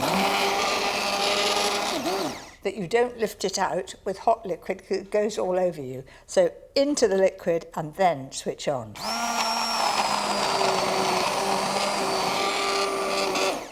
I have to say it's rather efficient. It's working very well. Once you've finished blending, press the soup through a sieve to remove all the woody bits.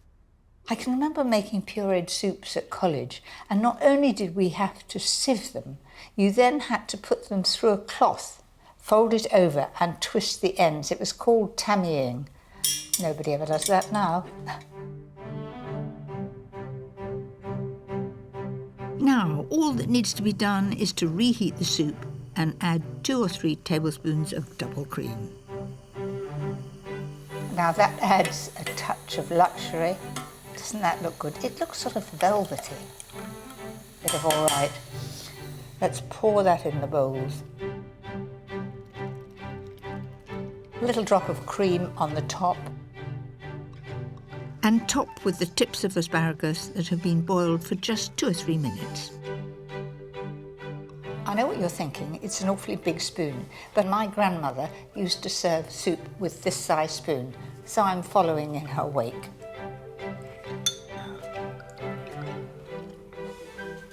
You know something? That really is delicious. It is so smooth and velvety, and there's no doubt what the flavouring is. I might eat the rest of that bowl in a minute.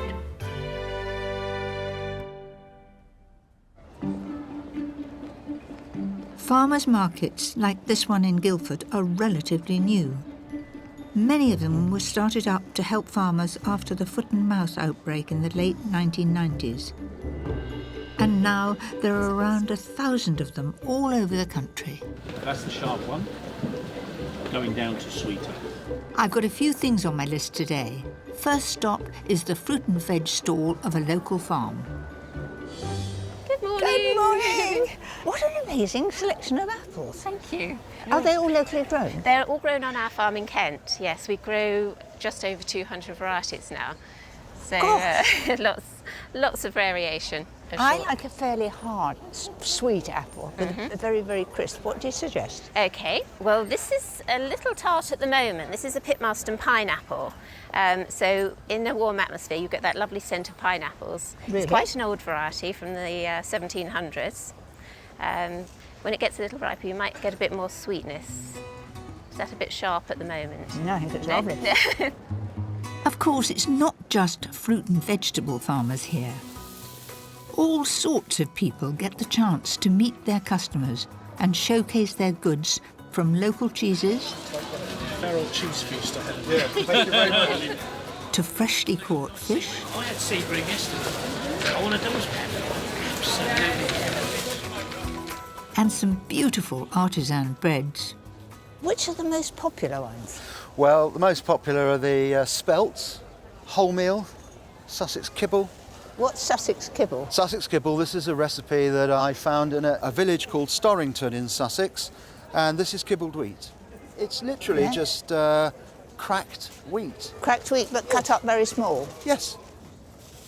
I'd also like some sourdough. What about that one there? And that, see, is it nice and brown underneath? Oh, you want to see the I bottom? like that, don't you? yes, I do. Very good. What I find so exciting nowadays is the amount of specialty goods that you can find in these markets. Hello. Good morning, madam. How are you? Bit cold. Can I help you? And I've got some salads planned that will make good use of some of them. Do you have black olives I have in black. oil? Now, how should I keep those when I get home? I don't put them in the refrigerator. It's the worst place you can put them. Best place, I always tell people, buy the cooker, buy a bottle of red wine.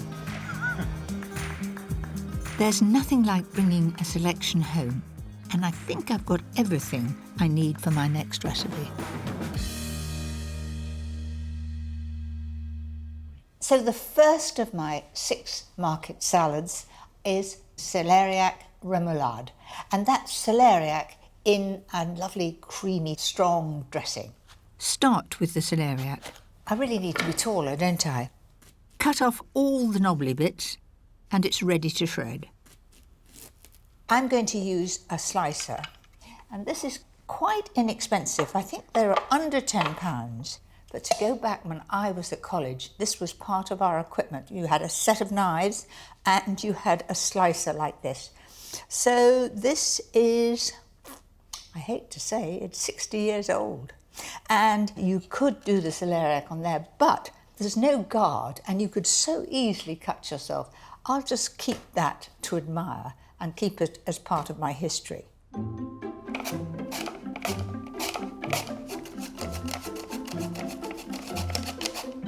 Right. To stop it from discolouring, coat it in a little lemon juice and a little water. And now for a lovely creamy piquant dressing. I'm using 6 tablespoons of light mayonnaise, a tablespoon of Dijon mustard, the juice of half a lemon, a dash of sugar, and some seasoning. When it's mixed, drain off the celeriac, then bring it all together. And there we have our first salad, celeriac remoulade. Next, it's my quick and easy Caesar salad. The classic lettuce to use is a Kos lettuce. Dad used to grow these and he called them London lettuce. Don't ask me why, and it's not called London now, but often plants change their names. My version of this salad is really just a matter of chopping the beautifully crisp lettuce and making a simple dressing. And for me, that is what makes the salad. So in the bowl, I'm going to put 6 tablespoonfuls of mayonnaise. Now, a tip about doing this, you see how I put those blobs like that? If you actually put the blobs so you can count them, because at home, the dog can want to be let out, the phone can ring, and you can never remember how many spoons you put in. So I know I've put 2 in, 3, 4. Add 1½ tablespoons of Dijon mustard. I'm then going to have a dash of Worcester sauce. That just gives it a little pep up. Then season. Now add some grated parmesan. 1, 2. And crushed garlic. If the mixture is a bit thick, just add a little water to thin it out. So that's looking good. I just toss it, make sure that it's really well coated. And finish with shaved parmesan and some crispy golden crouton.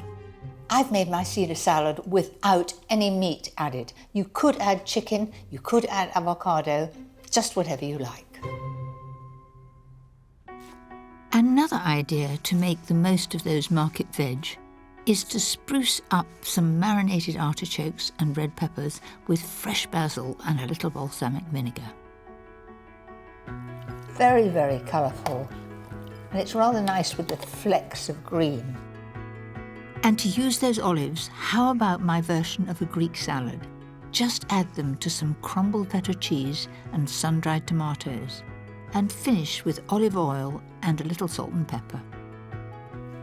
That's it. a lovely mixture. Then I've got some carrot. Now, carrot coarsely grated is delicious, but I like to add some lemon juice and some poppy seed, and that's exactly what I've done there. All very simple, a little bit of pepper and salt, and it's as cheap, very effective. Lastly, a tasty bean salad. Drain a tin of mixed beans, add some finely chopped spring onions, sliced celery and diced tomato. And for the dressing, I put some fresh tarragon in there with some oil, mustard, pepper, salt and a dash of sugar. So in that goes to dress it. Give it a good stir and there you have it. So that is my market salad. And I think that looks very tempting if you just want a light lunch and a little bit of everything.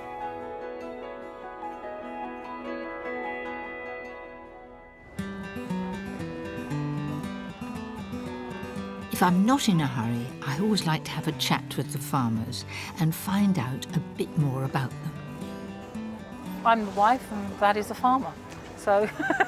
Georgina and John Emerson have been bringing their meat and poultry here since the market started almost 15 years ago. And what do you sell most of? Oh, we sell a lot of sausages, as you can see this morning. People had sausages during the week. You've got all sorts of varieties We here. do about 25 different flavours, so we bring a selection each time we're at a market. Which is the most popular? Probably the plain out of all the flavours we do, but we do all kinds of different flavours with caramelised onion. We've got black pudding where we use a black pudding from Scotland. Oh, and here at the end, pork and leek, my favourite. Lovely, thank you. One of my favourite ways of using sausages is in my next recipe, roasted sausage supper. This is a true favourite of mine. It's a great family dish. Start with the vegetables. I'm using 500 grams of new potatoes, just chopped in half. 2 large onions sliced into wedges. Keeping the root on will help them stay together.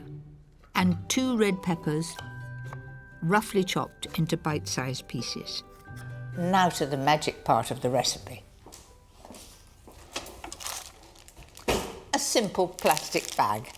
I'm going to put all these vegetables in the plastic bag, some olive oil, and as you rub the bag, it's a light coating. I don't need to use too much oil, and my hands are clean.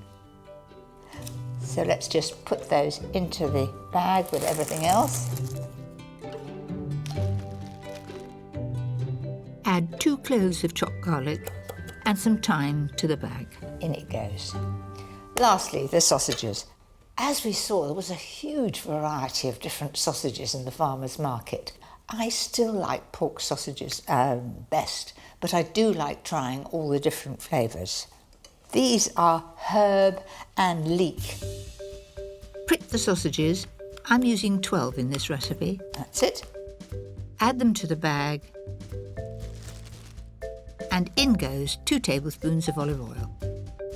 So then you want to hold the top of the bag and tip all these until every single one is well covered.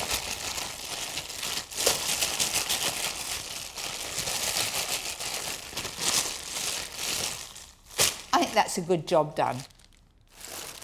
You'll need your biggest roasting tin for this. Just tip everything in. You want one even layer with the sausages on top so they cook through. Right, that's all ready for the oven, and I'm going to cook that at 200 degrees fan for about 35 or 40 minutes.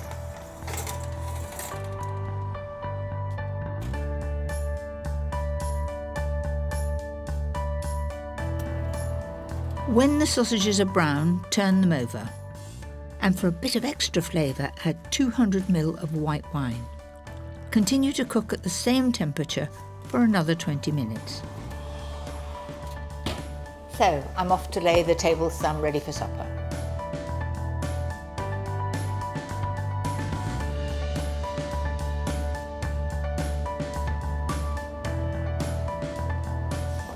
Well, it's had its time. Let's have a look. So how about that then? Doesn't that look inviting? You want to have everybody absolutely ready to come and help themselves. And you can really see why this is one of my favourites. All the washing up I've got is one tin.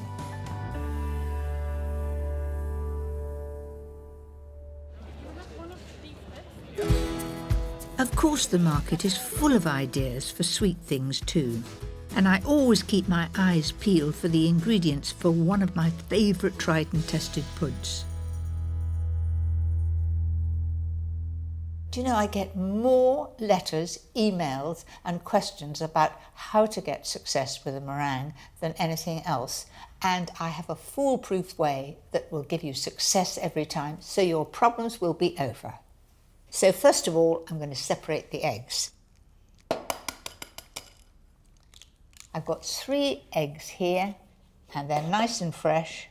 The secret is to whisk on full speed, whether you're using a big mixer like this, or a handheld one, or even, I had one when I was first married, one that you just went like this like mad. The main thing is you've got to get as much air into the egg white as you can. So full speed ahead now. When the egg whites start to look like cloud, add 175 grams of caster sugar, a spoonful at a time. Keep your mixer on full speed until the meringue is stiff.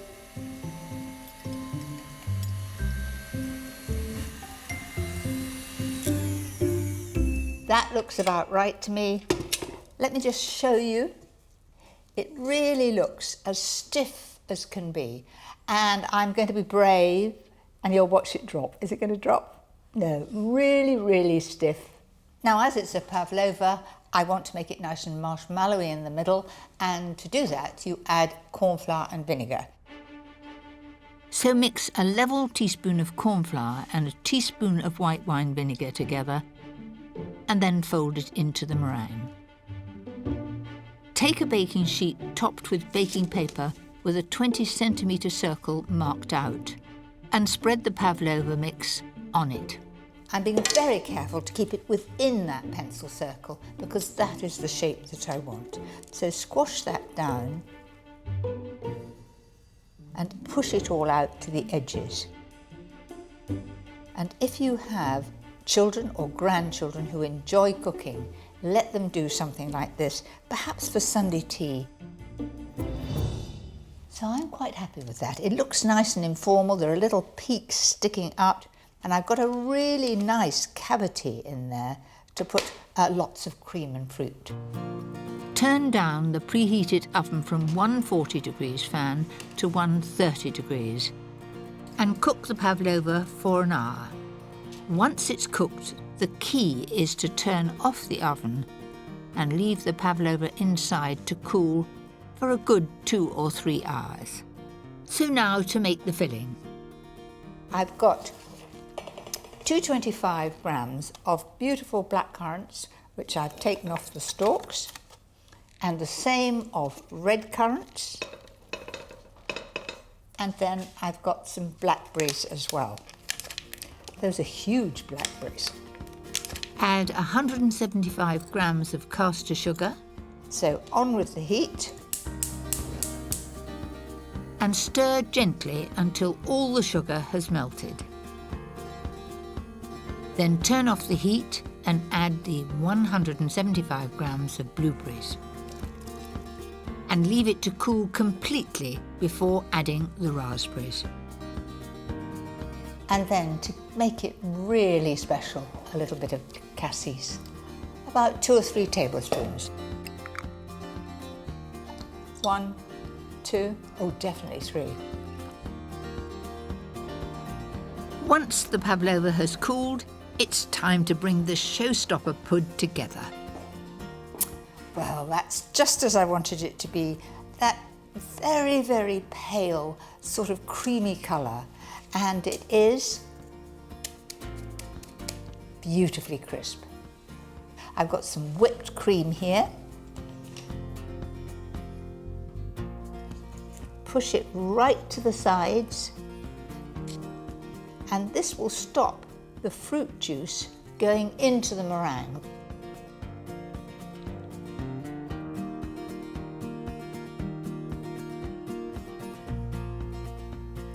That looks pretty good, doesn't it?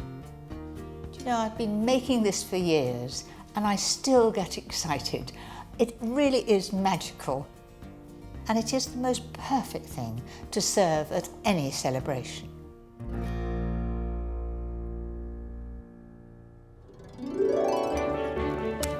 Next time. Hello! Rosemary. It's my favourite recipes inspired by the allotment.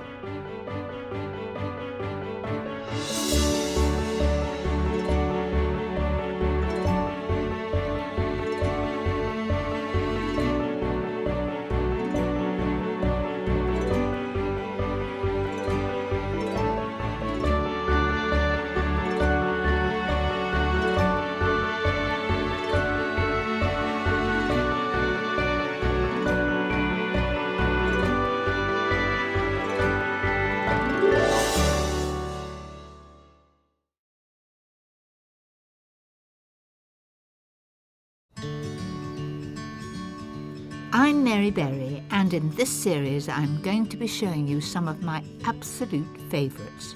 Not too difficult to make, not too many ingredients, and the sort of recipes that the family are going to say, ooh and ah, and please can we have them again. These favourites have been inspired by the places I love. The countryside, by the sea, markets and gardens. And of course, my home. I'll be sharing with you some brand new ideas and some recipes that I never ever tire of. Tonight, hello! Rosemary. It's dishes inspired by the wonderful world of allotments.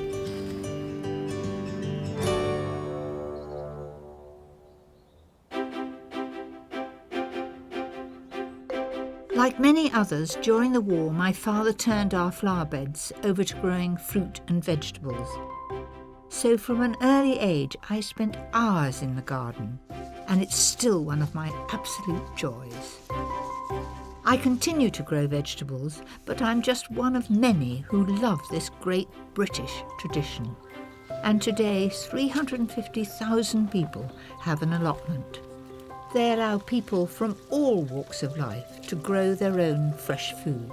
They also bring friends and neighbours together, and in this programme I'm doing my favourite recipes inspired by the allotment. A classic way to use up all those leftover vegetables. My mother's favourite chicken dish with freshly dug potatoes. A delicious dinner party treat with winter root vegetables. And an absolute strawberry crowd pleaser. But first, my favourite dish to serve with homegrown salad leaves from the garden. So first of all, I'm going to line these ramekins with smoked trout, cold smoked trout. It looks like smoked salmon, but it has an excellent flavour. To make it easier to turn out later, line the ramekins with cling film. Then take each piece of smoked trout, and you need to have some just overlapping the top, like that, and put it all the way around.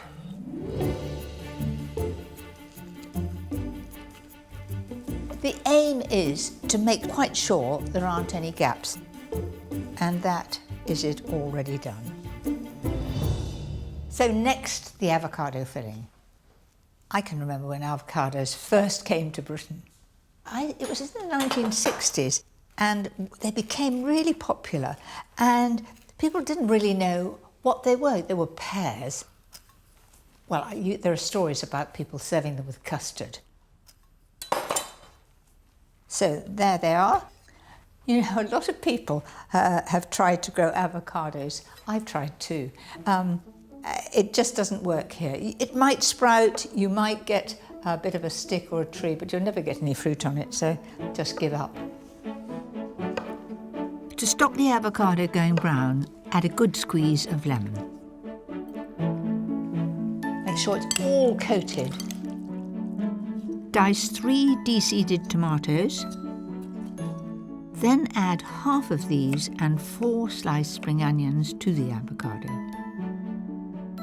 In another bowl, mix 4 tablespoons of mayonnaise and 4 of cream cheese and 2 teaspoons of Dijon mustard.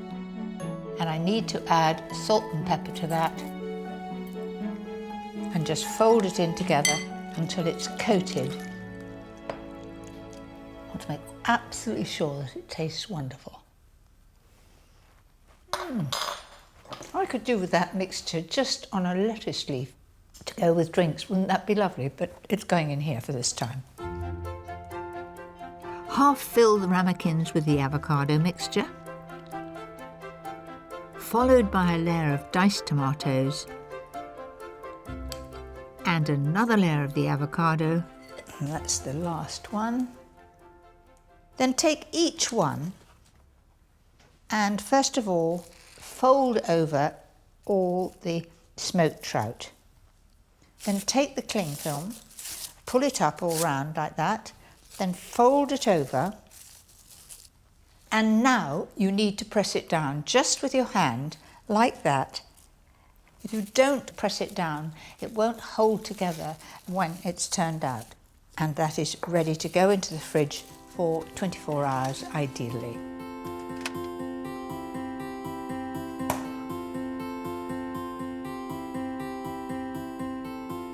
Once the tianes have set, gather some of your salad leaves. A little dash of dressing. Now to the exciting part, turning it out. Like that. Doesn't that look special? I like to serve perhaps a really special bread with it and some unsalted butter. Who wouldn't think that is impressive?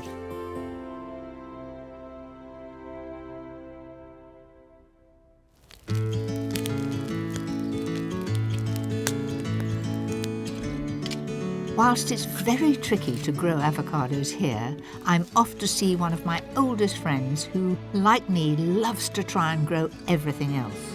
Hello! Welcome! Rosemary Moon helped to establish the Tangmere Community Garden in East Sussex.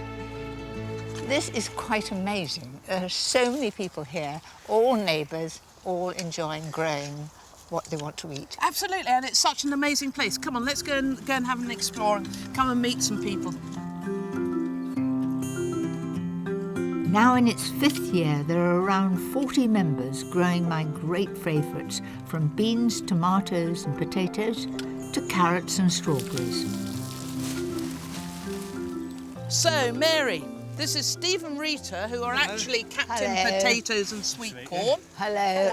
Gosh, you're stripping off because it's obviously warm work. And this is Angie. Now, were you a bit nervous when you started? Did you not know what you were letting yourself in for? I don't know whether nervous is the right word. I was excited. I didn't know what I was going to let myself in for, but I knew that it was an opportunity to be part of my community and meet new friends again. This was once a disused RAF site, and it's hard to believe that only a few years ago it was barren land. So, Mary, meet the newest members of the garden. Aren't they gorgeous? Absolutely lovely. They are saddlebacks, is that right? Yep, they're saddlebacks. They're 9 weeks old and they're from Aldington Trust up the road. They do like a little bit of a scratch. Come on, my poppet. Come on. There. Is that nice? Oh, look. Come on, tummy tickle.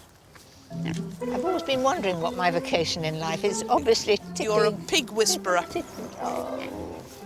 You're going to open your eyes?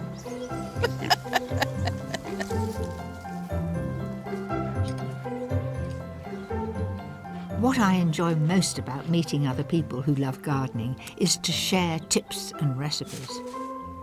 So, Sonia and Monica, you've got some wonderful chard here. What do you use it for? We use this basically as the lasagna pasta rather than the lace. That is ingenious. So you layer up the meat sauce, the bechamel sauce, and then instead of pasta, the stalk of the chard. Yes. I can't wait to try Monica's chard lasagna. But first, one of my most treasured recipes to make with your freshly dug new potatoes. This really is one of my great family recipes. My mother thought it was good, so it must be good. I think I invented it, I suppose, 15 or 20 years ago, and I've loved it ever since. And it's the one recipe that my mother said, this is really so good. She then went home and made it. And I said, did you have all the ingredients, Mum? And she said, well, I didn't have that fancy ginger that you have. She said, I used some of my dried ginger that I use for making ginger biscuits, and it was very good. We still didn't convert her ever to use real, proper, fresh ginger. Right, I'm going to start off by making the marinade, and I'm going to marinate this overnight ideally. So, first of all, I'm going to put the orange juice in the bag.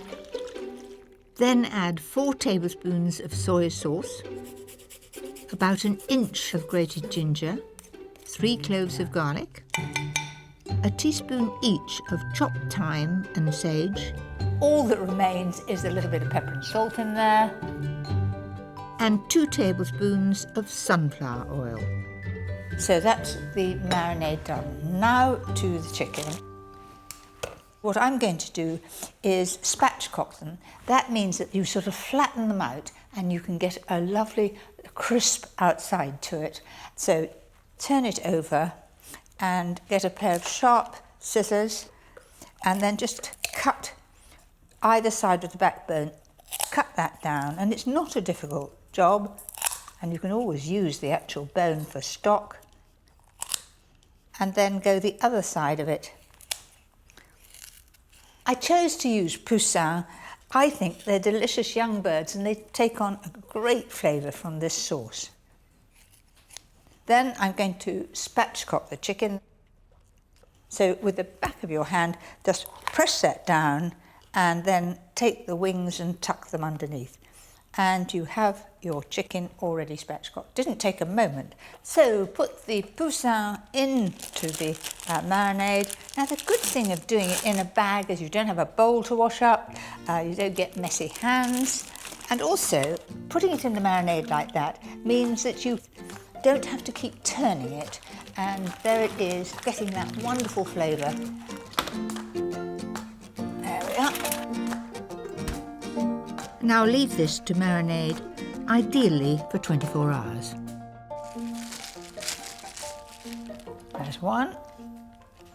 The smell is wonderful. It smells of herbs, garlic definitely. My secret to get a nice shine on the top of the chicken is to drizzle over some runny honey. Then that just helps it to get a nice colour on top. A little dab over the legs as well. So into the oven at about 180 degrees fan, just until it's got a nice colour. So that's had 20 minutes. There it is. Doesn't that look good? To make a nice rich sauce, add 1 rounded tablespoon of corn flour to a small quantity of the marinade and pour it over the top of the chicken. Then the rest goes in here. Pop it back in the oven for 15 minutes.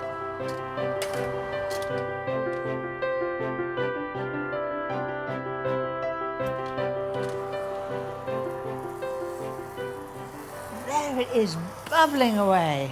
Ooh, that smells good. So we've got all the gravy in there, which will go beautifully with my new potatoes. Now you can see that is very, very succulent. No sign of any pinkness, beautifully cooked through. This gravy is to die for.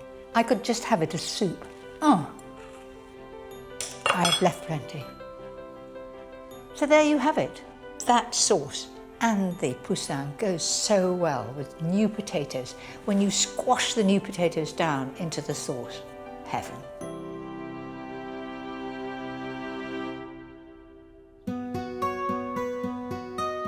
I love the new season's crop. But come autumn, there's always a glut of fruit and vegetables. One of my favourite ways to preserve them is to make a delicious chutney.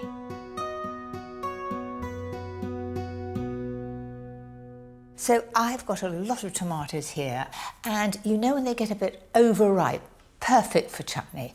First, blanch, skin and chop 900 grams of tomatoes. Put that in the pan first because that adds the moisture. Then I'm adding 3 peppers, 3 medium onions, a courgette, an aubergine and 4 cloves of garlic. But you can add any vegetable you like as long as its weight comes up to around 2.5 kilos. Now to the ginger. When I was making chutney in my younger days, there was not such a thing as fresh ginger. There was ginger, you bought it from the greengrocer, but it was all shriveled and dried. But how much nicer now we have fresh ginger. I use it a lot in recipes and I love it. Might have to scrape it down. That's it. Looking around, what else have I got to add? It's the chilli. Now you make it as hot as you want to. I'm adding 1 fair-sized chilli. All the veggies are in there and I'm just starting it on a low heat. You'll need to leave this simmering for about an hour. Just give it an occasional stir.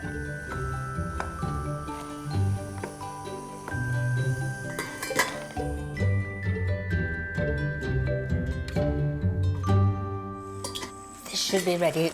Gosh, look at that wonderful colours coming through. It's beginning to look like chutney. Now it's time to add the spices and seasonings that make it special. 1 tablespoon of paprika, a tablespoon of salt. And then some pepper, just to your liking. And then I'm going to do some crushed mustard seed. It'll make it really piquant. So in that goes. Then add 300 ml of distilled malt vinegar and 350 grams of granulated sugar. Right, all the ingredients are in there. Give it a good stir. Now that smells a bit like a pickle factory. I love it because it reminds me that I'm going to get a wonderful chutney in the end. Once the sugar has dissolved, turn up the heat and bring it to the boil. While it's reducing, take care it doesn't catch on the bottom of the pan.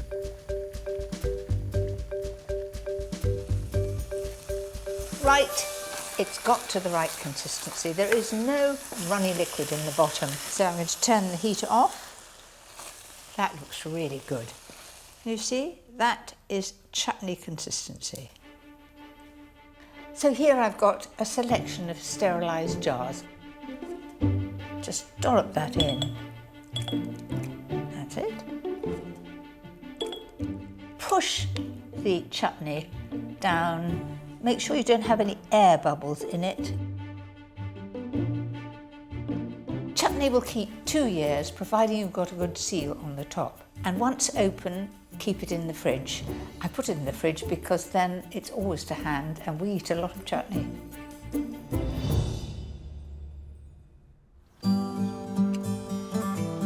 One of the special things about the Tangmere allotment is that it's not only about growing. What I like is that you have cooking sessions here. You know, you make pizzas, you've got a sort of a cooker over there. Sort of a cooker? How rude is that? It's not a range cooker, it's a washing machine drum from the local tip, and we build a fire in the middle, we've got a great big pan, and off we go. And so in it goes. I'm helping the children to make their own pizza with a very simple dough of flour, oil, water and yeast. I find that if I put my whole hand in the flour like that, okay, it's less likely to stick. So you have a bit of flour on there, look. Okay, now rub your hands together. That's it. Hayden, what are you going to put on top of yours? I'm going to slice tomatoes, some cheese. What would you like to put on? You can't put sweets on top. Come on, what are you going to put on top? Sweet beans. Beans, what a good idea. So we're going to have an exciting pizza, and all you've got to do now is to roll it out so that it's nice and flat. And you've got a lot of people to feed here, so you better get going. And it's not just pizza on the menu. There's also the charred lasagna. Now, there's all these vegetables gleaned from around me. We've got butternut squash, I can see some swede, the leaf of the chard, is that right, is in there? Yes, it is. And there's courgettes, tomatoes, and are you putting a sauce on there? Yep, this is just Greek yoghurt and eggs with some seasoning. So we're just going to put that on the top there. Do we put cheese on that as well? Yes, we can do. We've got some grated cheese. That's a good covering, and then into the oven until it's set. Set and a gorgeous golden brown. I can't wait for that.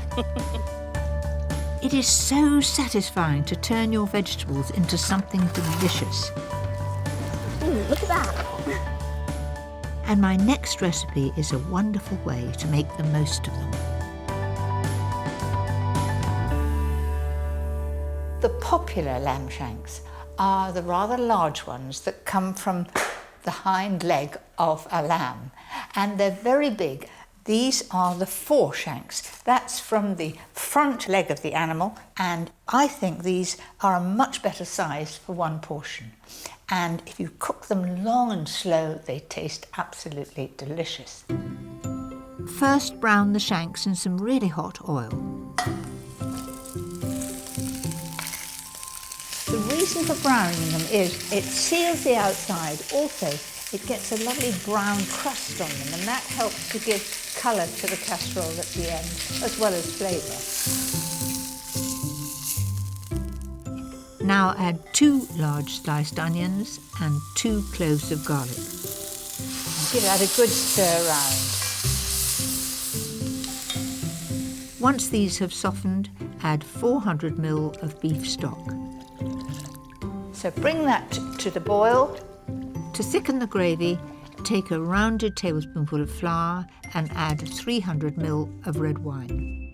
You always read in recipes that use the dregs of the wine or the wine that's left. There's never any wine left in our house, so I will take it from the new bottle, but I shall have a little tipple later just to use it up. And just mix that to a paste.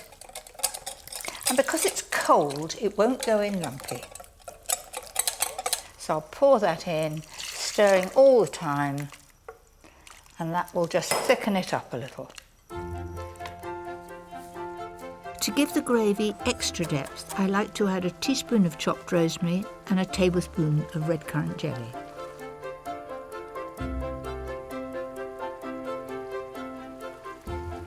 It looks pretty delicious there, and I'm just going to let it cook slowly now at 140 fan for about 2 hours, just until it's tender. When you grow your own vegetables, they're very precious, but sometimes when you put vegetables into a casserole, they're cooked for far too long, they lose their flavour and they're mushy. I like to boil them for about 8 to 10 minutes in salted water, so they're just tender, and then half of them I just toss into butter. Oh, you've got to be strong to carry this lot. Oh, look at that. It's a really good, rich brown colour. Now add the rest of the vegetables to the casserole. So everybody will have some vegetables that are actually in the casserole and some that are lovely and fresh looking and colourful. And then a little of the sauce over the top.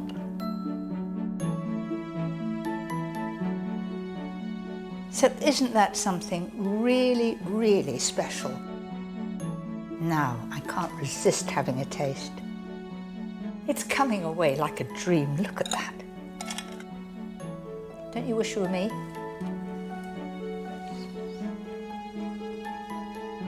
Do you know what? That's a cracking recipe.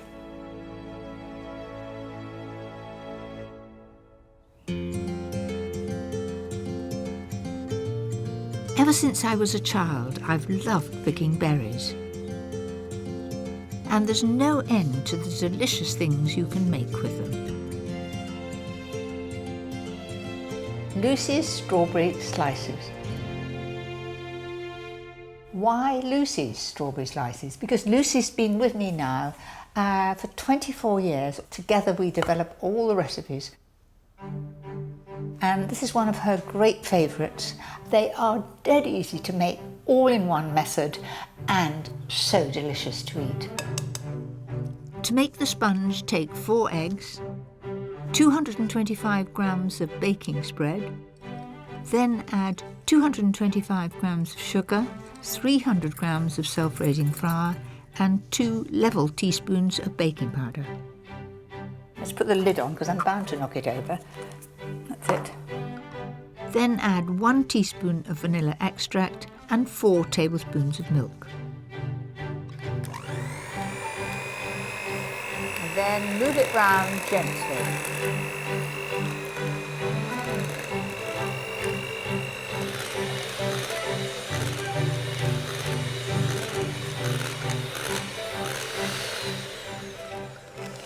Now that looks lovely and creamy, beautifully smooth. Turn it all into a 23 by 30 greased and lined tray bake tin. Then just level that and push it right into the corners.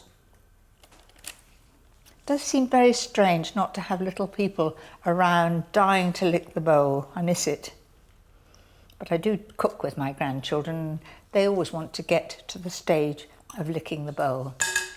So that goes into the oven now at 160 fan, and it will take about 35 minutes.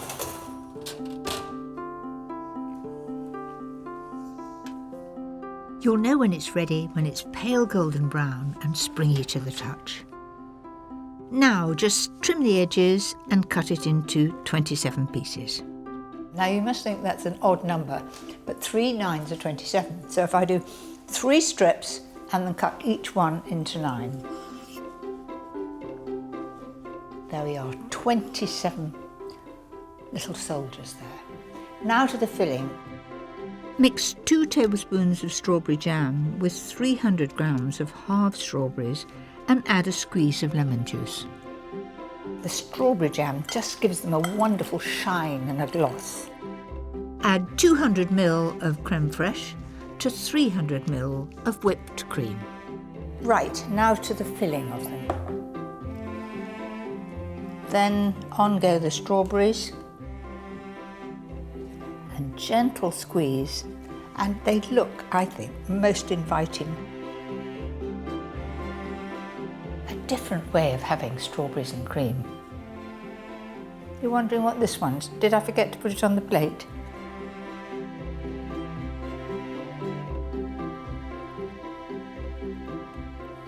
That is blissful. It really is. In fact, I can't wait for the next slice.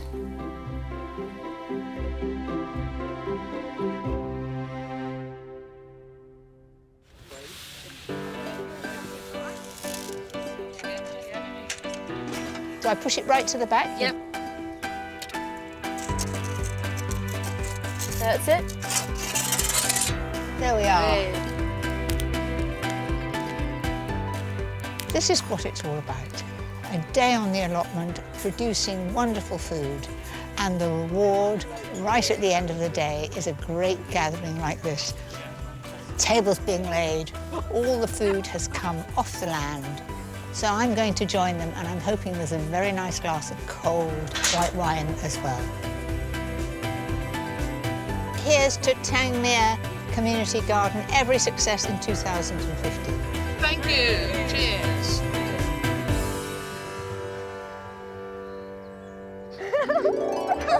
Next time, who's got room for my favourite pudding? It's my favourite recipes inspired by my family.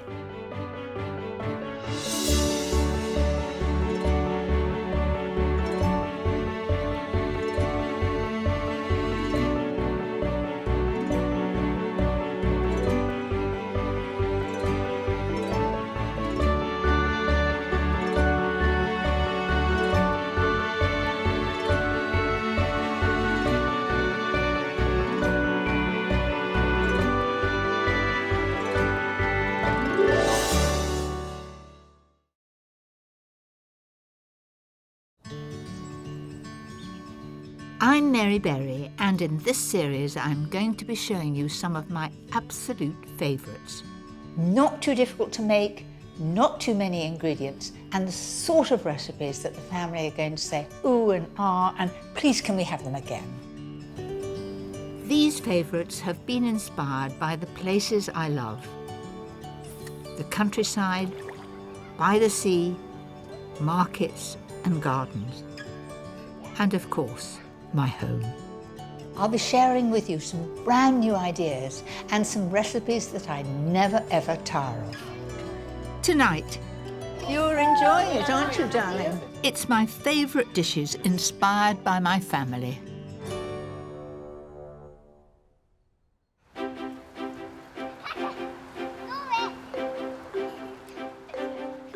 One of my joys in life is spending time with my grandchildren.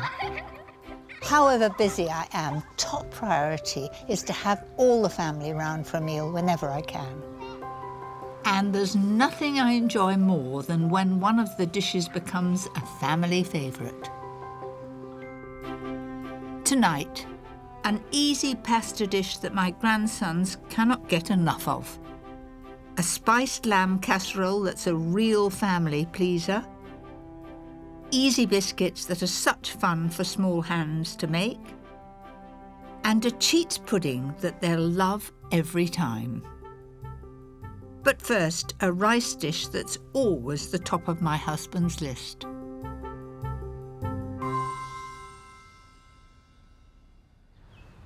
My husband Paul's absolute favourite is Malaysian fried rice.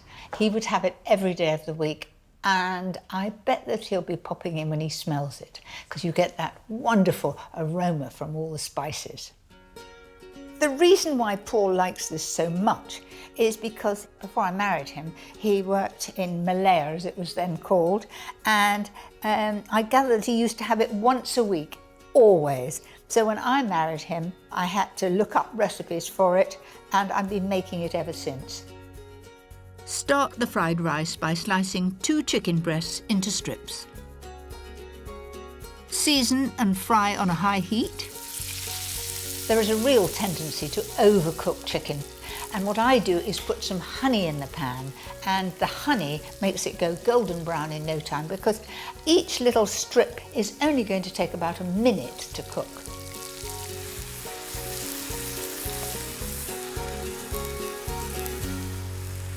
That has been cooking fast. I'm going to turn it over now, and you've got a nice bit of brown. Look at it. That's what I wanted. Doesn't that look tempting when it's a gorgeous golden brown colour? I'm going to just tip that out on the plate.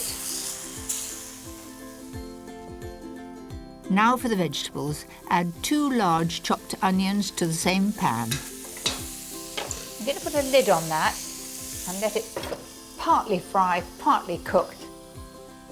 Roughly chop a red pepper and crush 3 cloves of garlic. Bit of brute force. Fry for 5 minutes and then add 200 grams of sliced button mushrooms. I can mix all those together. Now the spices that go in. I've got some mild chili powder here, and I've got some curry powder. You can buy a mixture of Malaysian spices to make this, but I just use curry powder because that's what I've got on my shelf. So I'm going to have half a teaspoonful of mild chili powder, and then a level tablespoonful of the curry powder. It's at this stage that if the doors are open in the house and you get that sort of spicy smell, Paul comes around the corner and just wonders what I'm up to. I wouldn't change my husband for the world, but in the kitchen, he doesn't become involved. If I'm poorly, which is so rare, he can do 2 things, boil eggs and make an excellent omelette. Now, even then we argue about the omelette, because he said his French godmother taught him to put milk in the omelette, and I always put water. So I don't think we'd be very compatible in the kitchen. I think I like being there and just having him come in to enjoy it. I've already cooked 250 grams of long grain rice with 150 grams of frozen peas. Now it's cool, I can add it to the mix. It'll fry and become crispy if it's cold. If it's warm, it'll be soggy. So cold rice, cold peas, give it a good fry. Mix it all together, add 4 tablespoons of soy sauce and fry on a high heat until it's lovely and crispy. Put the chicken on the top to warm through and fry 1 egg for each person who's eating. That's it, it's ready. Didn't take many moments. So I'm going to stir in the chicken.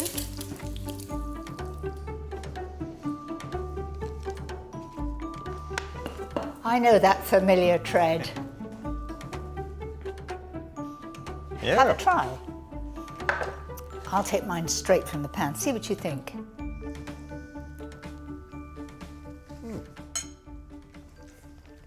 Delicious. This is very, very nice. Good. Well up to the standard, I would say. Tuck into the rest, Right. and I'll pinch more from the pan. Okay. So I do hope that you'll have a go at home. It's our great family favourite, and I hope it'll become one of yours.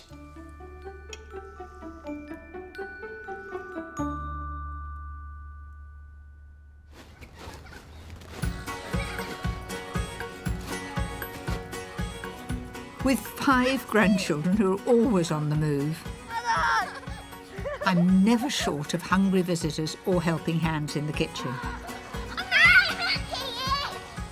This next dish is a perfect way to get them cooking. Pasta in our house is always the first choice for supper. They started off with pesto with pasta, and now they have much more exciting things, but this time it's going to be chicken. And as you can see, I've got a bit of help. This is Hobie and Louis, and we're all going to do it together. Wish us luck. Start by cooking 250 grams of dried penny pasta and add 1 roughly chopped onion to the boiling salted water. You must be wondering why I put onion in with the pasta.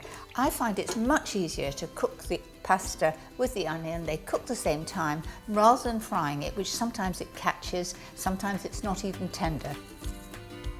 While the pasta cooks, move on to the chicken. For 6 people, use 3 chicken breasts cut into little strips. If you've got a bag there, Louis, if you put 1 tablespoonful of paprika pepper in the bag first, and that makes it really, really brown and crispy. That's it. And then a little bit of pepper and salt. That's it. And then put the chicken in there, all of it. Well done. And then if you hold the top of the bag and rub until you've coated, rub it like that with your hands. That's right.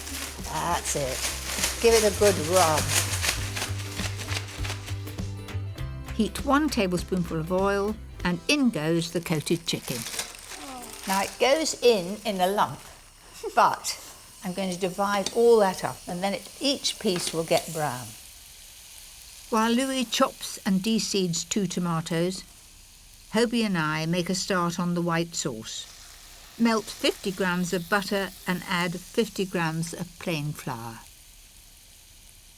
Sprinkle it in. Now when you stir that, just like what did you make for Grandpa this morning? Porridge. And you were stirring it with that, so left hand on the pan to steady it and just stir it to start with. Now add 750 ml of hot milk in 2 lots. That's right. Now would you say that was getting smooth? Kind of. Kind of. I think that's pretty good. Add most of 100 grams of parmesan to the pan. That's it, and we'll keep that for the top. And then 1 teaspoon of Dijon mustard. So all of it or half? Just 1 level one. That's it, in it goes. Give that a bit of a stir. Finally season, then add the cooked pasta and onion. Pour half the mix into a 3-pint buttered oven-proof dish. Then we're going to put the chicken in. I'm going to do that in one layer like that. Then all the rest of the pasta over the top, and well done. It's not a bit burnt on the bottom. You stirred it all the time. That's it. Sprinkle the rest of the cheese and the chopped tomatoes on top. That's still warm, so I'm going to put it in the oven at 200 degrees fan, and it'll be all bubbling and crispy on top in about 20 minutes. How about going out and having a bit of a play till it's done?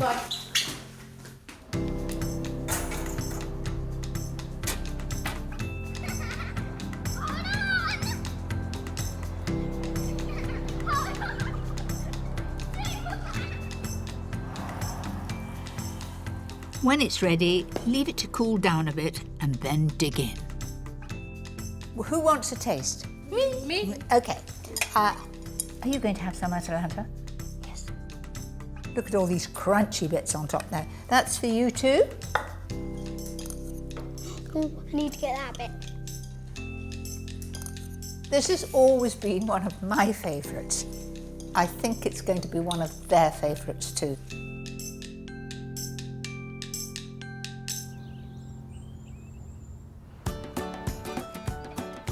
There's nothing I love more than a fun and relaxed Sunday lunch. With 3 generations around the table, there's always plenty to catch up on. Wow, what have we got here? Mashed potato. Mashed potato. Is that all there is? Family meals really mean time when everyone can stop what they're doing and just be together. It just gives us all a chance to have a good chat, talk about what's been going on in the day, and I love it. I love weekends when we're all there too. I can taste the flavour, yes! Wow. I love my granny's cooking because she never overdoes it or never underdoes it. And it's always really yummy. I love coming to Granny's to have a meal with all my family. And I like falling over. Eating all the food. You're enjoying it, aren't you, darling? Look at Hobie, it's away. My next recipe is a fantastic alternative to the Sunday roast, and always has them coming back for more. It's a great family dish. It's aromatic. It's also spicy, but not too hot. To feed 6, use 1 kilo of lamb neck fillet cut into small pieces. Coat with 2 tablespoons of ground cumin and 2 tablespoons of ground coriander. Then just turn the meat in those spices. Heat 2 tablespoons of oil and start browning the meat. With this much, it's best to do it in 2 batches. Now just look at that, a gorgeous golden brown colour. Now that takes time, but keep a single layer in the bottom of the pan, keep turning it. That's it. Then I'm going to put a little more oil in there, only a little, just enough to stop it from catching the bottom. Add 2 sliced onions and around a tablespoon of freshly grated ginger. Give that a good stir. Now looking in the bottom of the pan there, you see that the onions have in fact cleaned all that lovely brown, crusty bit of flavour, and it's now on the onions. Now I'm going to add the other ingredients. First of all, the wine, 250 ml of white wine.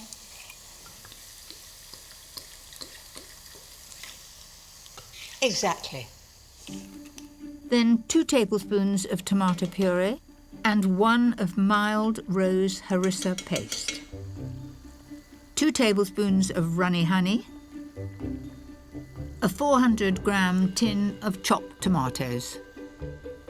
Season and add the zest of a whole lemon and the juice of half. So there's the meat all beautifully brown, and if there's any of the little bit of juice in the bottom, that'll go in too.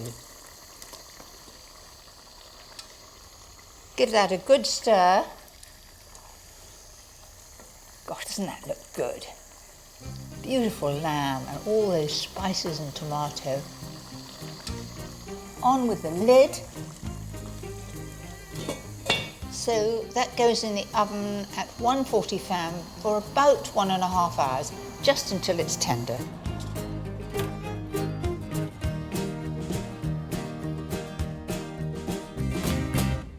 So here it is, straight out of the oven. It should be hot and bubbling. Ah, that's what I was hoping for.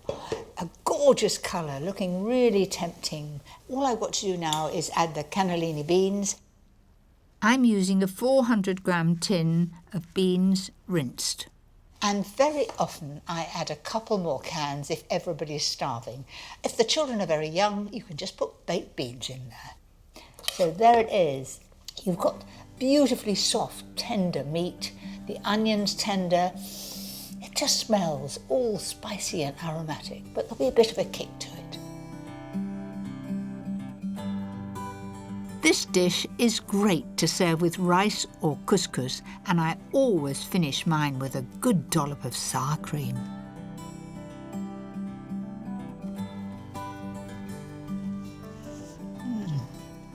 That is so good. Do you know, the sour cream really makes it, because it's a little spicy and a little bit on the hot side, and that cools it down. It's just lovely.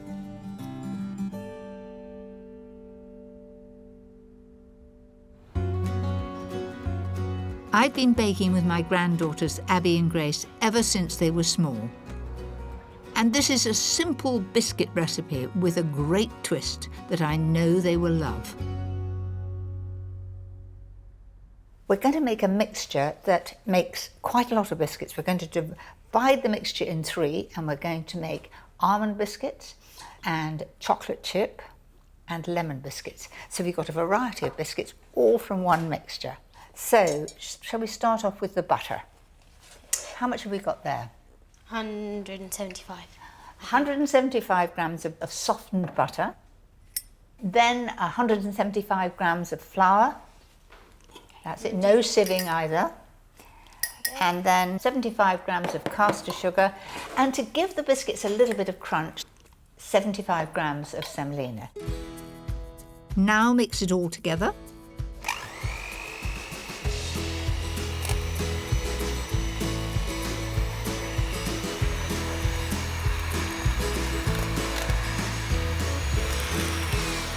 That looks about ready.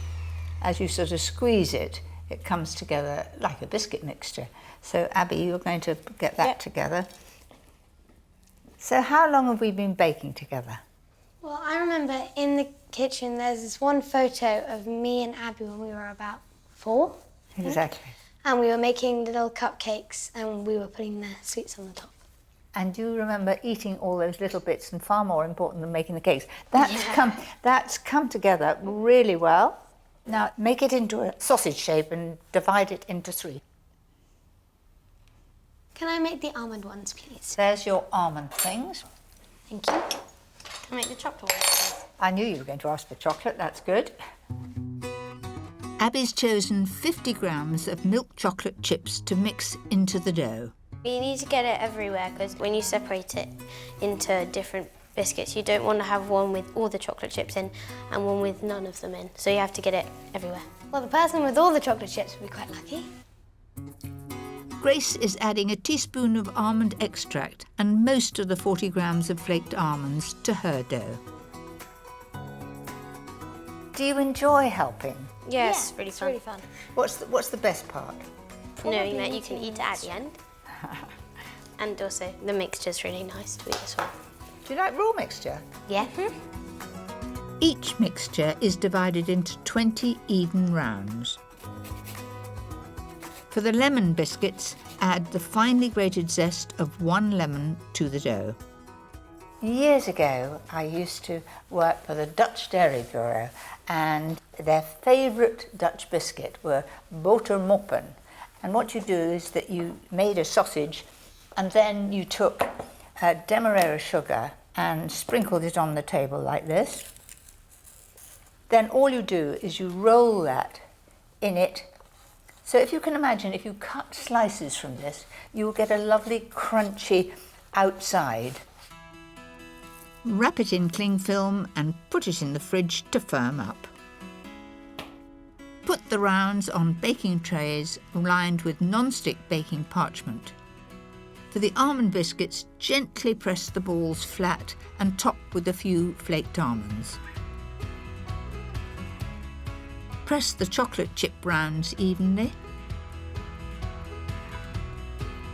Finally, slice the firm lemon biscuit dough into 20 rounds. Would they last long in your household? No way.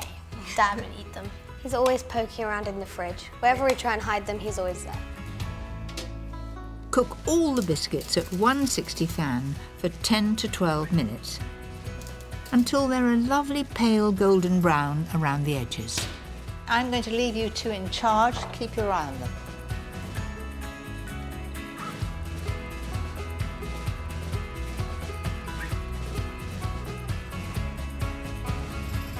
Granny, we think they might be ready. Oh, good. I'm coming. Let's have a look then. They look ready. You're absolutely right. There we are.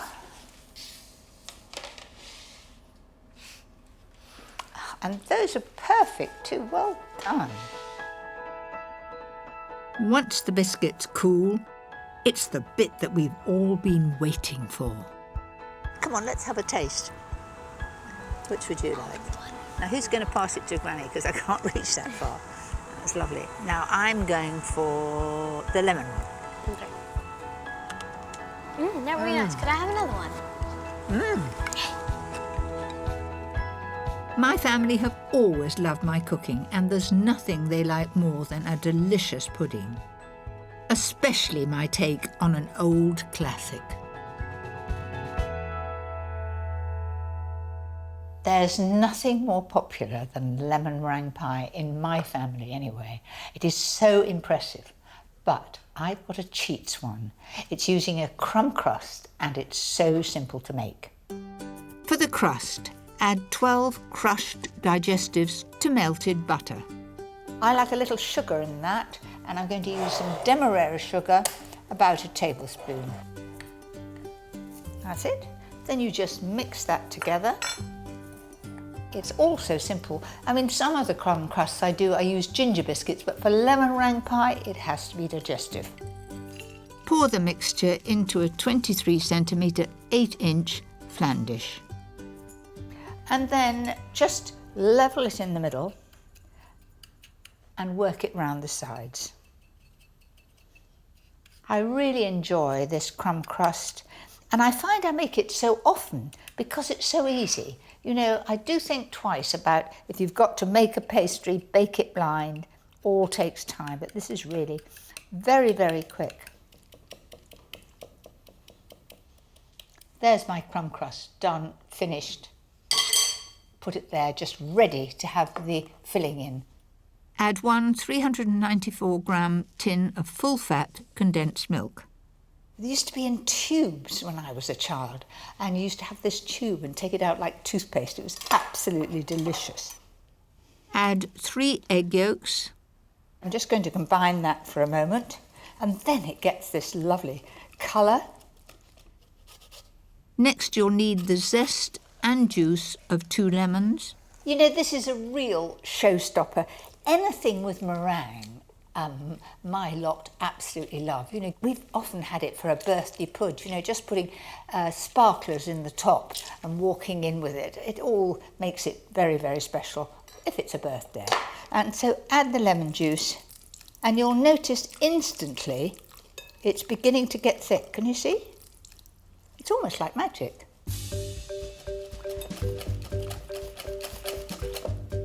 That's it.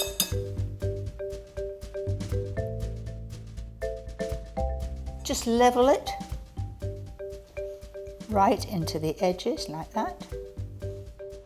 Leave it in the fridge to set and start making the meringue. Whisk 3 egg whites on full speed until stiff. And and then slowly add 175 grams of caster sugar. I think that will just about be right. Now let's have a look at that. I want it to be shiny, standing up in peaks. That's a perfect meringue.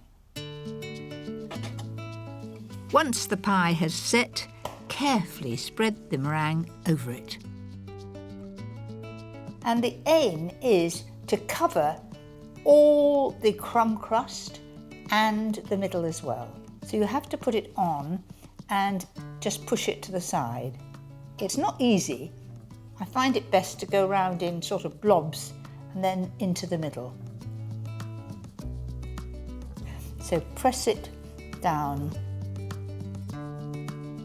That's it. Now you can do little swirls all the way around. Make it the sort of same mountain in the middle. And I think that's far nicer than piping. I think it looks homemade. And I love making these little swirls and peaks. All right, stop playing with it. It's perfectly all right. Cook at 190 fan for 15 to 20 minutes. Then set aside for at least half an hour before serving warm. I think it looks very special, but I do warn you, the first slice is always difficult to get out.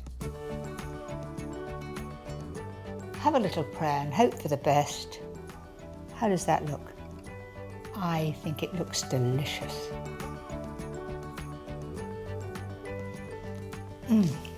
Oh, so good. I think everybody's going to enjoy that.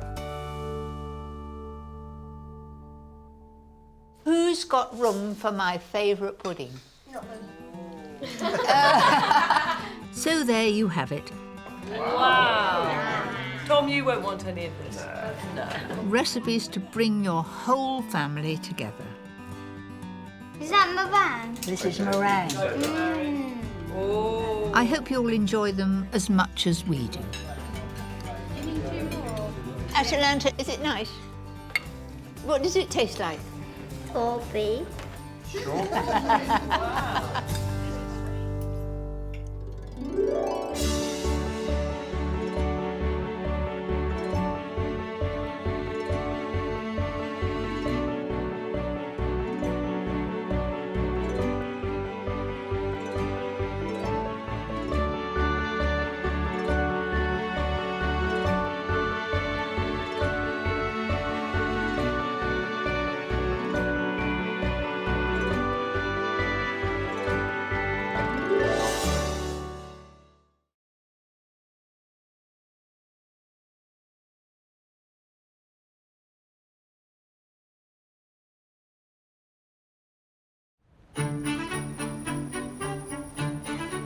I just love Christmas. It's my favourite time of year.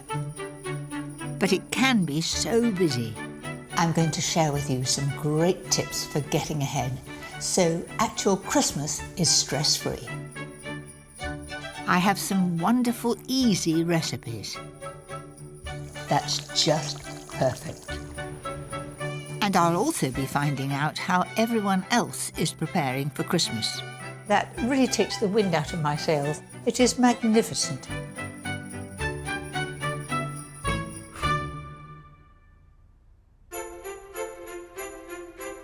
Christmas has always played a huge part in my life.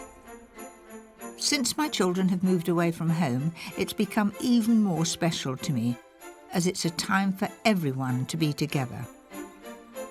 But it's not just Christmas Day that I love, it's the wonderful build-up to it. Tonight, I will show you how to feed all those extra family and friends over the holiday season. My warming beef casserole, a breathtaking pie, a perfect winter crumble, and a lusciously rich mousse cake. But first, a dish perfect for a frosty Christmas Eve. My mother used to make it and have it on standby when we arrived on Christmas Eve, and now I'm doing exactly the same. I've got half smoked haddock and half ordinary haddock, 350 grams of each. And I'm just going to dice that up into reasonable sized pieces, so just about the amount that you would eat in one mouthful. And be wary for the odd bone, and that's it. To make the sauce for the fish pie, I like to use leeks. They're at their best in winter and add a perfect subtle flavour. You notice I don't do it as quickly as the chefs do. But I get there in the end. Fry them off in 50 grams of butter until they're nice and soft. Add 50 grams of flour and slowly whisk in 600 mils of hot milk. And watch it getting thicker and thicker. Don't add all the milk at once. If the sauce is a little bit too thick, you can always add a little more milk. That's it. Now I'm going to add salt and pepper. I like pepper. There we are, a little bit of extra. And then I'm going to put the juice of half a lemon. That just sharpens it up. In goes the dill. If you're not a lover of dill, you could always put chopped parsley in. Then in goes the fish, and the fish will cook in the hot sauce. The lovely smell of this fish, slightly smoky, just makes me think of Christmas. Once the fish begins to turn white, it's ready for the baking dish. Why do I grease the dish? Because it makes it much easier to clean afterwards. And it's usually me that's washing it up. Doesn't that look good?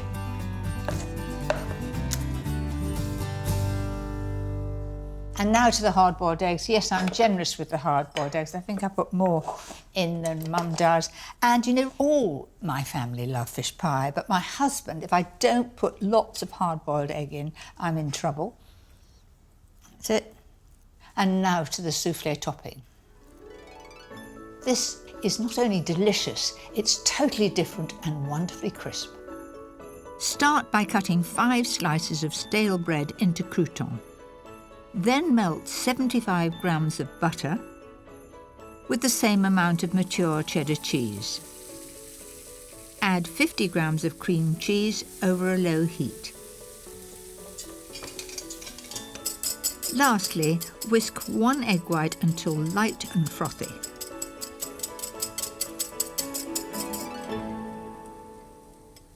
And put the egg white in. That's the souffle topping. Here come the croutons. In they go. And don't tell people it's bread. Just say it's souffle. They'll think it's pretty grand.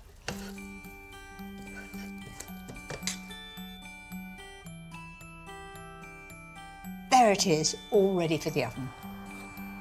Bake at 180 fan for 25 to 30 minutes until it's crisp and golden. Mum didn't have a glass door. I can have a glance and see everything's all right. How about that then?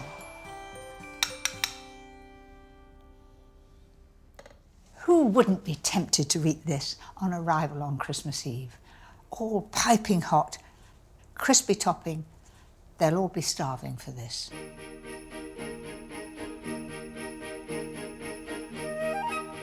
Because there's so much to do at this time of year, it's good to have a few delicious meals prepared in advance. And on a cold winter's day, this next recipe is the perfect thing to come home to.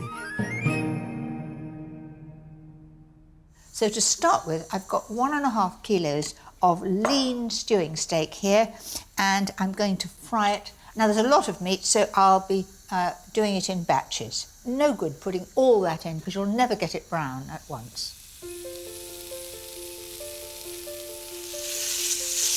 Keep moving it about. And the idea is to get it brown. That gives the extra flavour and it seals the meat in. If you look down the bottom there, there's a bit of crust coming. All that will add to the flavour. That's it. Add 3 roughly chopped onions and 6 cloves of crushed garlic to the same pan. It's taken up the juices from the bottom, which is all adding colour to my casserole. Now I'm going to add the stock. I'm using 300 ml of beef stock, and to thicken the casserole, a mixture of 50 grams of flour and 300 ml of white wine. Then the meat goes back. 3 tablespoons of Worcester sauce. Might have been a good idea to take the top off. So leave that on a very, very low heat or in a low oven and cook it until it's almost tender, about 2 hours. In that time, of course, you can be doing all the other things you have to do at Christmas.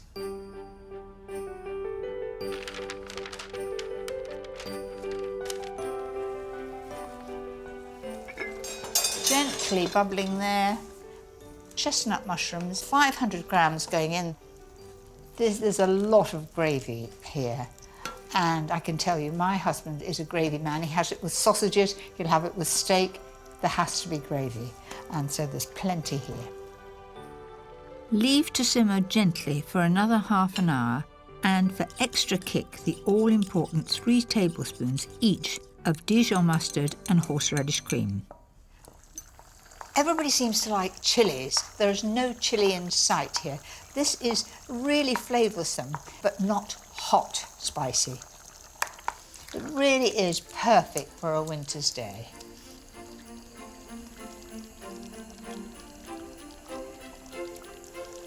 Do you know, that is a really mellow flavour, very warming, and for my taste, that's just perfect.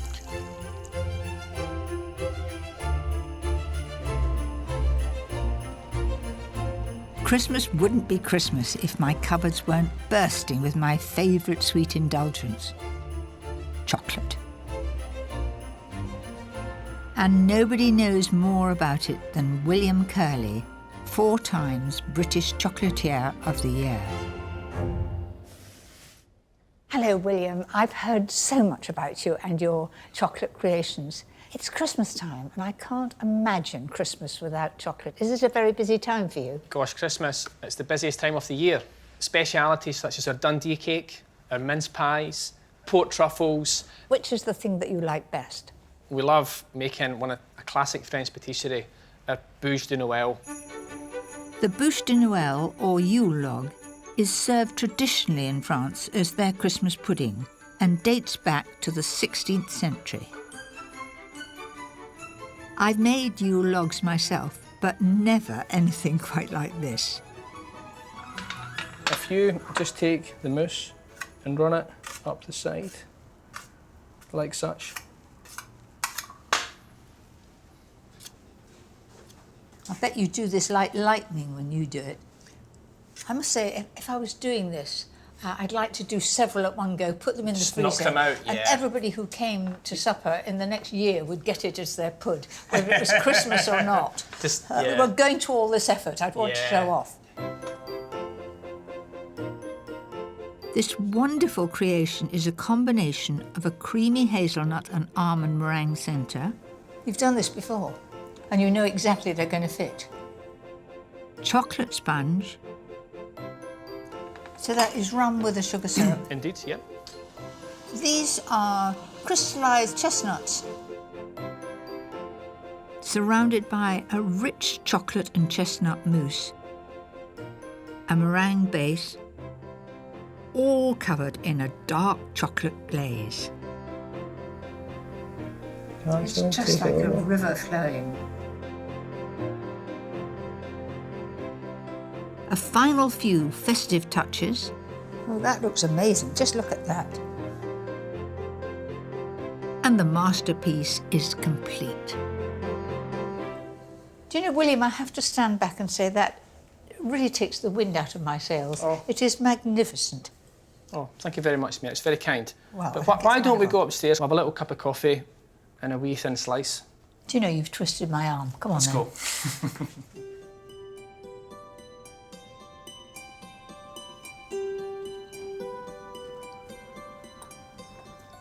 This is luxury personified. It is so chocolatey, and it's full of surprises as you get through the layers. Different flavours coming through. Oh so good and oh so memorable. All that remains, William, is to wish you a very, very happy Christmas. And you'll only have made about 1,000 of these come Christmas Eve. Indeed, thank you, Mary. Merry Christmas to you.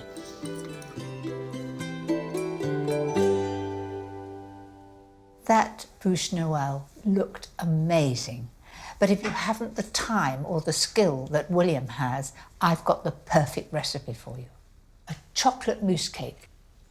So the cake, very simple to make, and the strongest chocolate flavour you will get is from cocoa. To 25 grams of cocoa, add 3 tablespoons of boiling water. Aim to get a paste. A bit like soft butter, you would spread it across. There it is.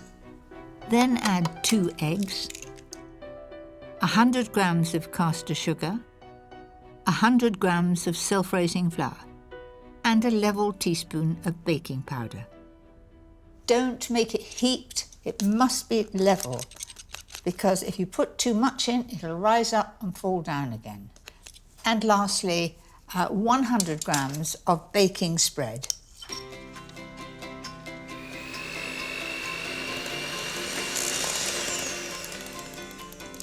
Beautifully mixed, all one colour.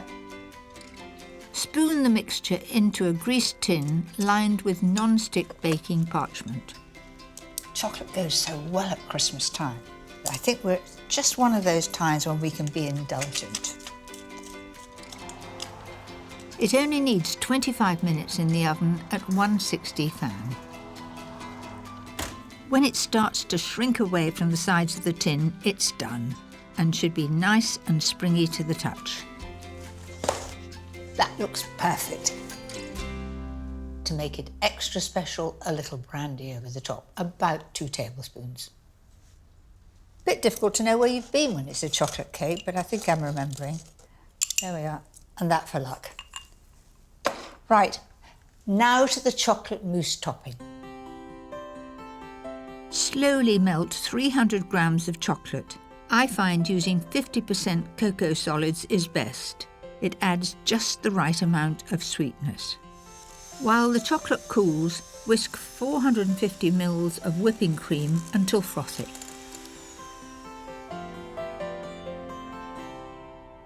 Fold that in and you get the easiest and quickest chocolate mousse. And it's still a lovely frothy mixture. I'm going to put that on top of the sponge now.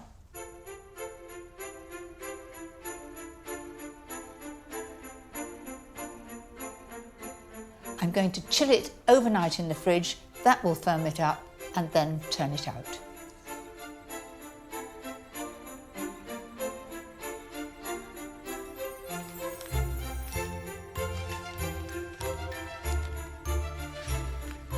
A little sieved cocoa over the top makes a professional finish. It's the sort of thing that William would have done with his bûche de Noël. And I think that really is quite a sort of showstopper, isn't it? Everybody will go ooh and ah when you walk in with that, and they won't know how long it took you to make. Not too long. And then a little sieved icing sugar makes it even more special. Also, it makes you think of snow and Christmas.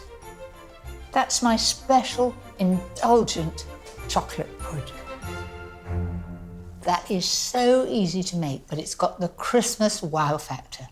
Have a go.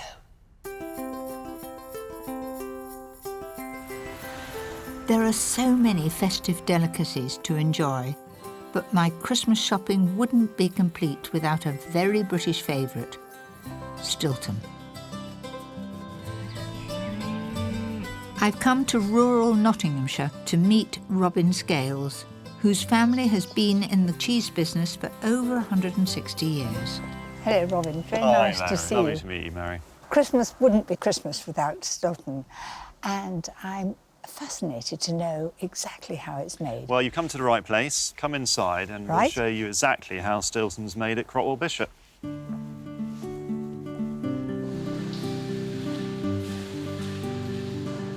What's special about this place is that everything here is done using methods that have changed very little since the 17th century.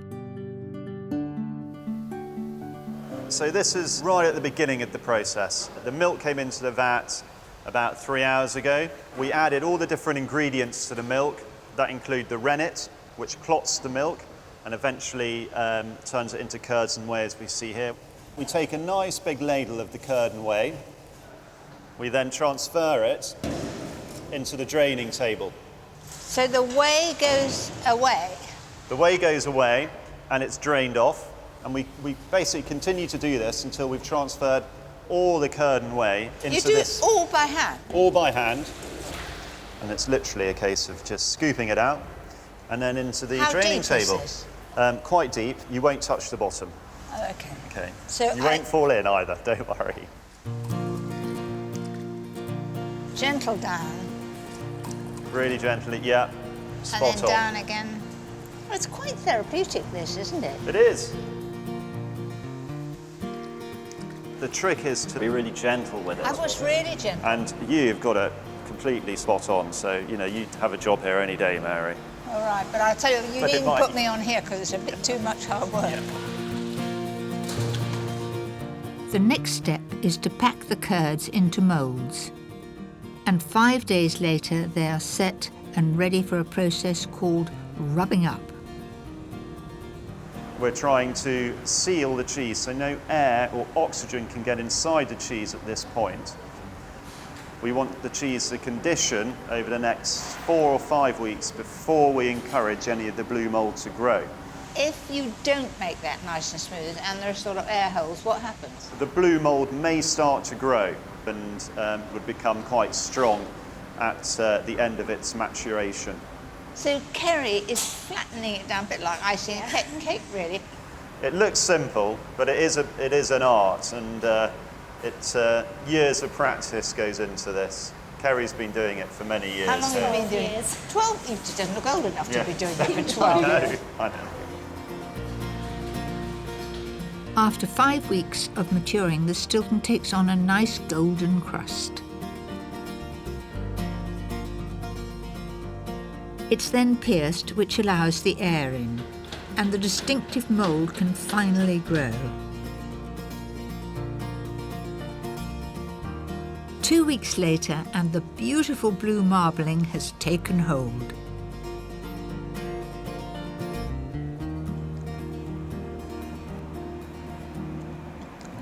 It's very rich and creamy, and you do have luxury things at Christmas, and I think maybe that's why it's so popular. What about Howard? I have Stilton every day, really. You have it on your pie at lunch, don't you, sometimes? Yeah, I have. Yeah. You have it on your pie? How do you put it on your pie at lunch? Or I just put it in the microwave. Yeah, and then it melts This over. is advanced cooking, yeah, this is. it Yeah, so I must say you look really well on it. I know, well, that is, what do they call it? Aphrodisiac. Well, I won't go into that detail, but thank you very much. Well, there's a lot more to making Stilton than I thought, but it's definitely worth the effort. Just like my next recipe, which is a real showstopper. There's something really spectacular about a raised pie. When you cut the first slice, it's a real show-off pie. I'm going to make hot watercress pastry. You may not have made it before, but it is very easy to make, and it is the traditional one for a raised pie. Dissolve 100 grams of lard in 100 ml of hot water. Then add it to 250 grams of plain flour. And I'm going to just finish that off, putting my hand in. Now, if you're worried about my nails, they're gel and they won't come off. I was brought up not to ever wear nail polish when I'm cooking, and at college it was absolutely forbidden. But things have changed, and it is Christmas. Put aside 1/3 for the top of the pie and roll the rest quite thinly. I think that's about right.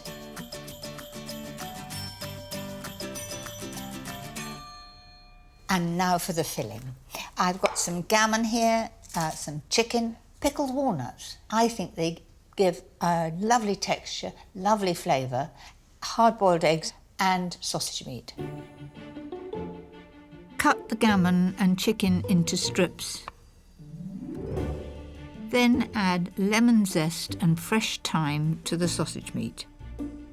And don't use dried thyme. Dried thyme is a totally different thing, and I don't think it adds to recipes at all. Mix a third of the sausage meat with the gammon strips to make the bottom layer of the pie. And then you can imagine, as you cut through, you get beautiful results. Press it down firmly to remove any air before poking in a few of the pickled walnuts. If you don't like pickled walnuts, you could put pistachio nuts in it. You could use stoned olives. Lay the trimmed hard-boiled eggs along the centre and surround them with the sausage meat. And then press it down, very gently but firmly, no arguments. So I've got here the chicken, and it's the same principle. I want long pieces of chicken so that when I cut through the pie, when it's cooked, it looks good. It takes time, but it's very rewarding. And the last third of the pastry will become the pie lid. That looks about the right size to me. Let me just check. Very stupid if it didn't reach, wouldn't it? Stick the lid on with a little beaten egg and then crimp the edges.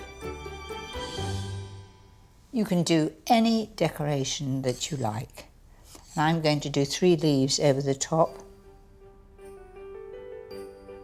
Make a small air hole in the top and bake at 180 fan for half an hour and then 160 for the final hour. When it's ready, let it cool and then leave in the fridge overnight. And this is it. I think it looks pretty good.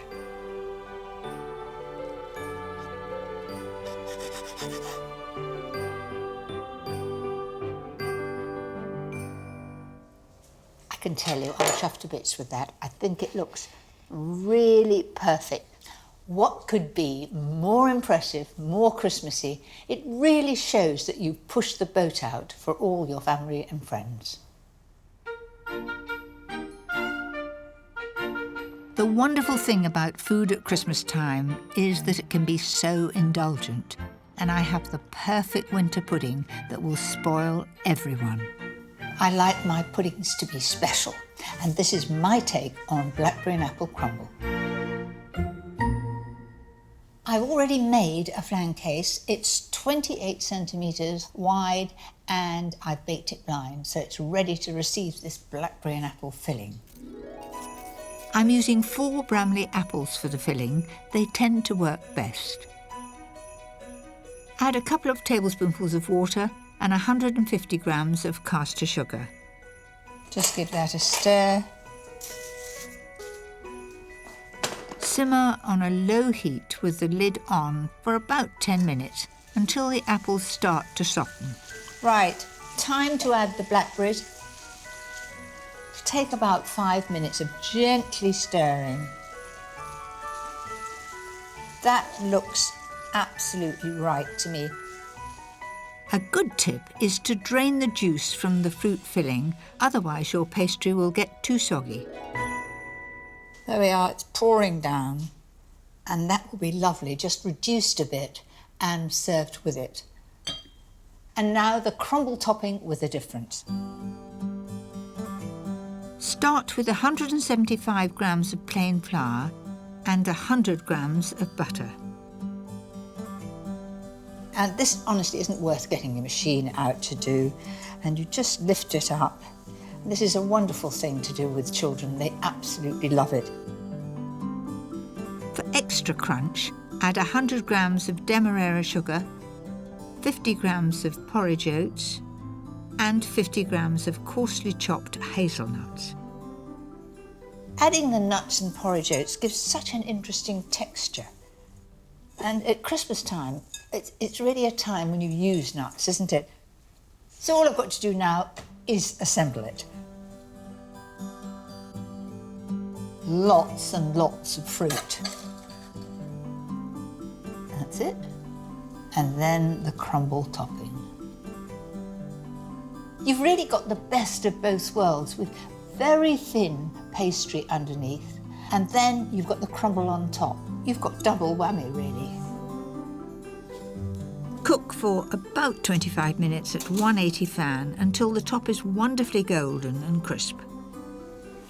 That looks a bit of all right. You can hear, listen to this.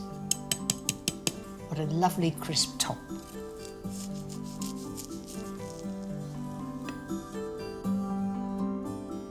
Serve with a dollop of cream and the reduced fruit juices.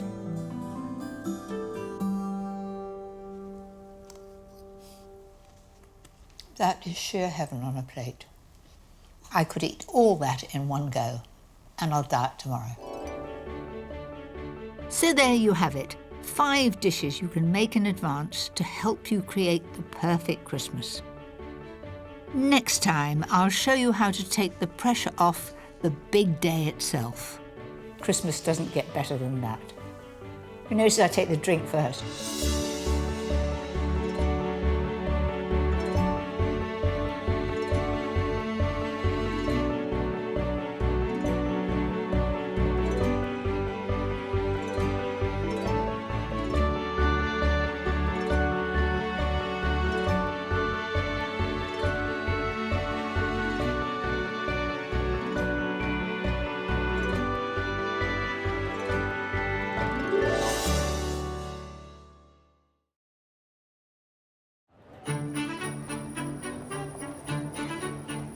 I just love Christmas. It's my favourite time of year. It's a good excuse to get the whole family together and indulge ourselves. But no matter how many times you've cooked for it, it can seem a little bit daunting. At the end of the day, it's all about wonderful Christmas food, and I'm going to make it as easy as I can for you. Christmas doesn't get better than that. You notice I take the drink first.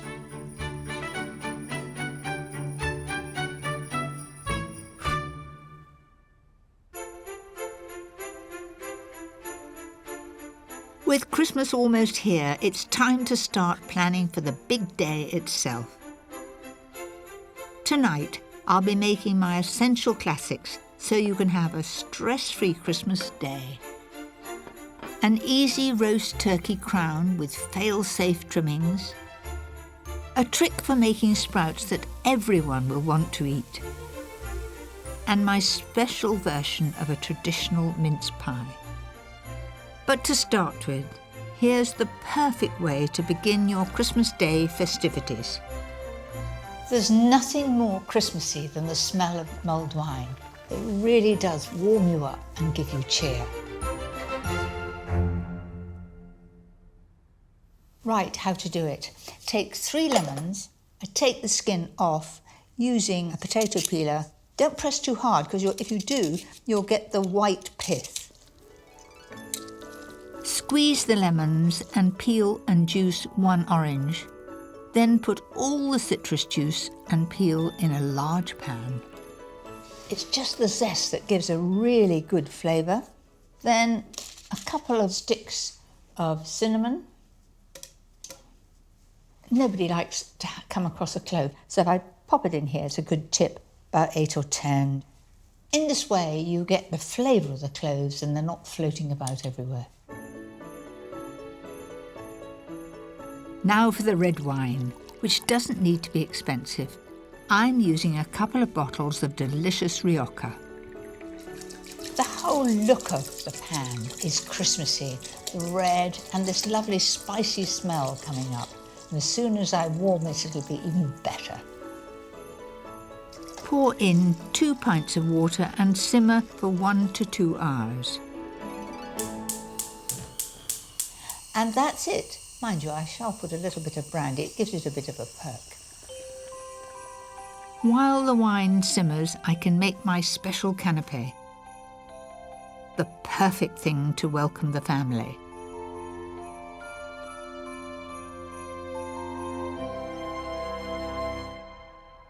Don't even think about making phyllo at Christmas. I don't think about making phyllo at any time. It comes very nicely in packets. Lay out 2 sheets side by side and brush them with melted butter. You've got to be quite quick because it dries out quite quickly. Cut the phyllo into 3-inch squares. Take each square and put the buttery side down and then the buttery side down again so it sticks at a slight angle like that, and then push them in. So the actual part you're filling isn't buttered.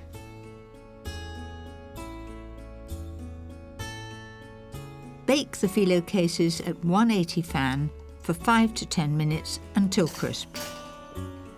Just keep an eye on them. Want to be a beautiful straw colour. Now, on with the beef. I like to use beef tail fillet, which is delicious but not too pricey. Mix the beef with half a tablespoon of honey. It's a great way to make it caramelise more quickly in the hot pan. And immediately spread them out. And I'm going to turn those over. As soon as one side is brown, let me have a peek. That's it, it is already. And it looks so appetising when it's this wonderful caramelised colour. Now that is quite enough cooking. I want it pink in the middle, so I'm going to take them straight out now. That's it. While the phyllo cases cool, finish the mulled wine by adding 150 grams of caster sugar. The smell is absolutely wonderful. Oh, wait a minute. I was going to add a little bit of brandy. Just makes all the difference.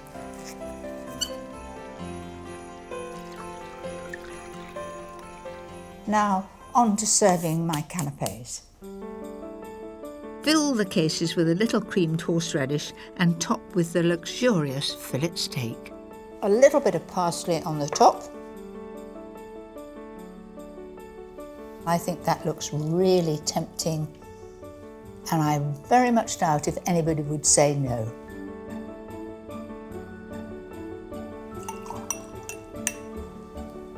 No, I think a little drop more. A glass in my left hand, this beef canapé in my right. Christmas doesn't get better than that.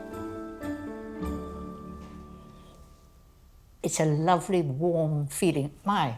The brandy did give it a bit of a kick, and that just looks beautiful. Anyway, happy Christmas. Christmas Day is all about indulging yourself, and the one thing I always look forward to is a glass of bubbly. But we no longer have to bring it in from France. Here in the Sussex South Downs, the Whiston Estate has been winning international awards for their English sparkling wine. Good morning. Morning, So welcome. it's Pip, isn't it? It is, yes, And Rick. Mary. I've come here to learn all about champagne, or should I call it sparkling wine? You should technically call it sparkling wine because it's not made in the Champagne area. Do we have the right weather and climate? Weather not today, but we're getting the right climate. We have the right soil. This year has been an extraordinary weather-wise, hasn't it? A wet winter and a hot, hot summer. Is that good? Brilliant. And we've got a brilliant crop this year. Remarkably, the South Downs are only 88 miles from the Champagne region and have a similar chalky soil. It absorbs the sun during the day and gives off a heat at night, perfect for growing Champagne-style grapes. As well as picking all the grapes by hand, head winemaker Dermot Sugrue also uses a traditional wine press, one of only 4 outside France. It's an old-style traditional technology that was designed to get the very, very best juice out of sparkling wine grapes. Well, I'm sure it's time that we got this into there. Fantastic. Let's go. Will you give us a hand? No. There are 2 tons of Chardonnay grapes in these crates. They will end up making around 1,500 bottles of wine. Okay, Mary, we're ready to go. Let's do the first press of 2014. On your marks, get set, go. Fantastic.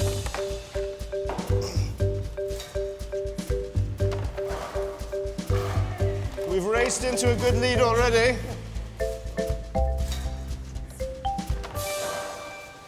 Oh, what a wonderful sight. I've never seen so many grapes all together.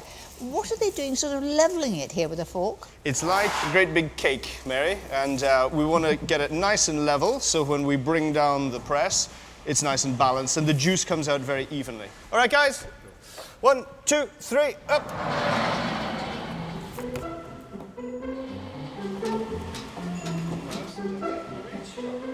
Look, it's coming. Do you know, it's clear like a mountain stream. The juice is now going to start going through a very, very basic little grill here, just to keep out any seeds. And then it's falling by gravity into the stainless steel tanks below. Once we add the yeast, it'll start the fermentation. We turn juice into wine. After 7 months, the wine is moved from barrel to bottle to ferment and age. But it takes a full 3 years for that special sparkle to develop. The proof of the pudding is, in this case, definitely in the drinking. There's 4 bottles here. Which one should we try first? Okay, well, I'm going to choose, considering it's Christmas, our rosé. Rosé sparkling wine is a wonderfully versatile drink because it's perfect for drinking without food or with food. You don't want it to pop. Give it a little wiggle, and now soon we'll hear some gas leak out. See? There's enough talk. How about tasting? Absolutely. As you can see, it's got a very, very beautiful, delicate pink colour.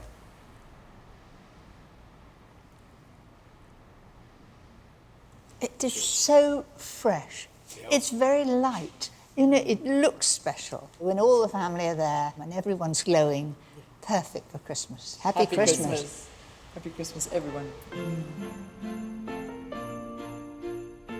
For me, the secret to a stress-free Christmas day is to prepare what you can in advance and give yourself an early start on the main event. If you do, I promise you the results will be spectacular. For many, the pressure is on when it comes to Christmas dinner, but I always think of it as a special Sunday lunch. Dead easy.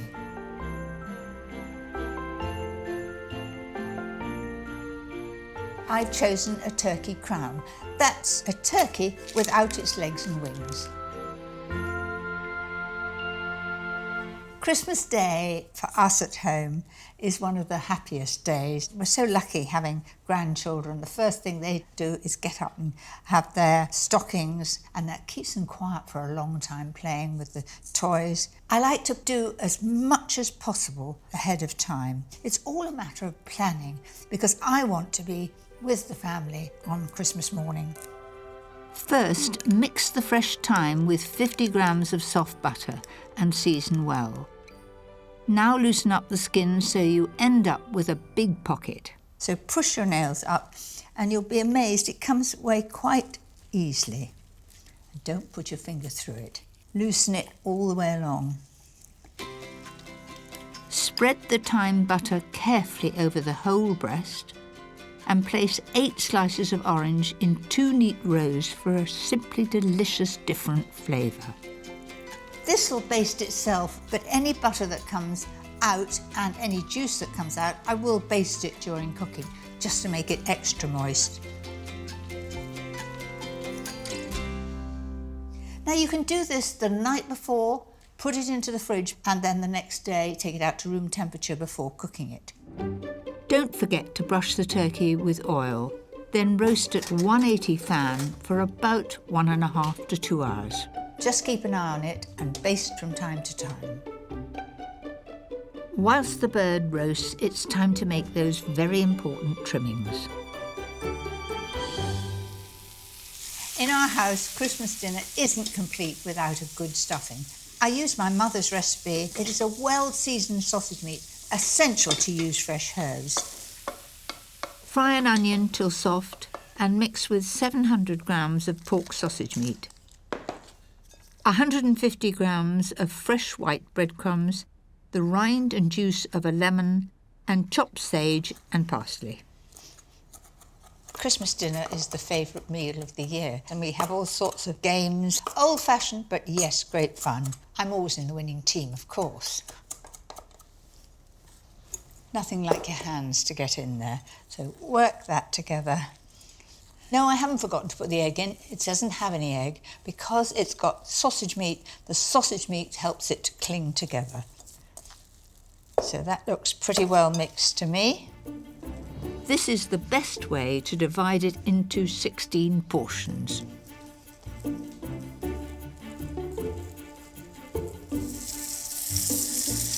They brown very easily, rather quicker than sausages do. You can easily prepare these beforehand and leave them in the fridge to reheat on Christmas Day.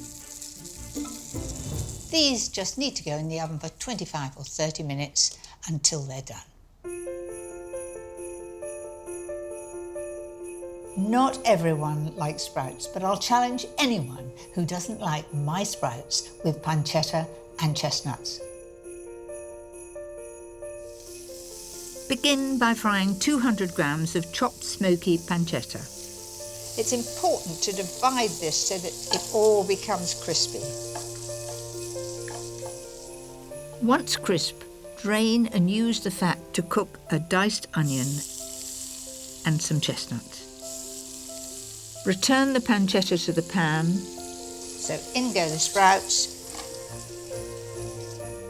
I've already cooked the sprouts, but only for about 3 minutes. I think sprouts have got a bad reputation because most people overcook them, cut it down the middle, and it cooks in half the time. They look pretty good, don't they? Can't resist. That is really special and a perfect accompaniment to that turkey. The turkey is cooking and the trimmings are prepared, but I've one final thing to show you, something that will make your Christmas feast even more special.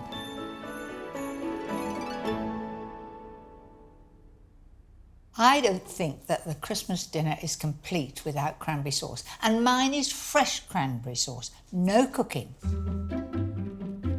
Roughly chop an orange and put in a blender with 225 grams of raw cranberries. They're not about all year round, but they're very plentiful in December. To sweeten, add 150 grams of sugar and a teaspoonful of mixed spice. In that goes. Next, fresh nutmeg. A nutmeg like that will keep for 5 years. If it's ground, it will only keep for a year. So, a good grating of that going in. I can remember coming back from Malaysia, having picked these, bringing it back and thinking the children would be interested. They weren't in the slightest bit interested. And they said, "What else have you brought, Mum?"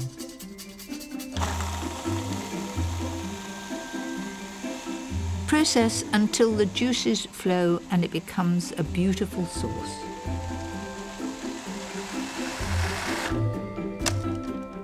That looks perfect.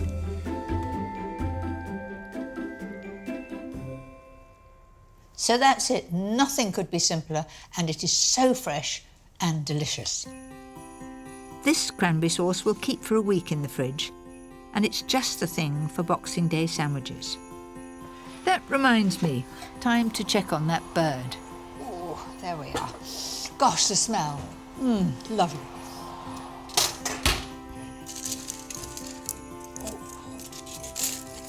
Oh, that went in like butter. And the juices that flow should be clear. Oh, yes, they are. Absolutely. So let's lift that onto the plate. That's it.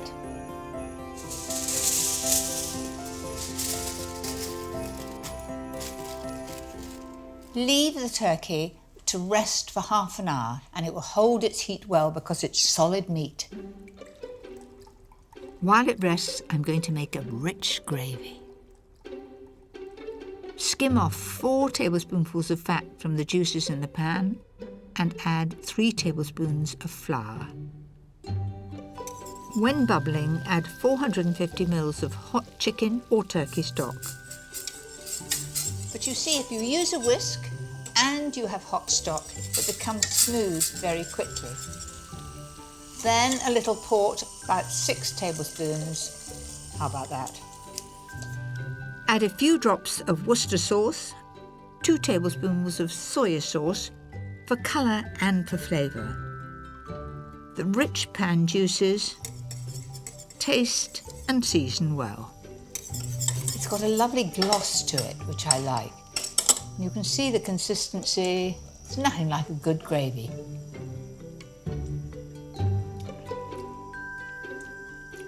I like the bit of port in that. I'm going to add nothing else. It's just right.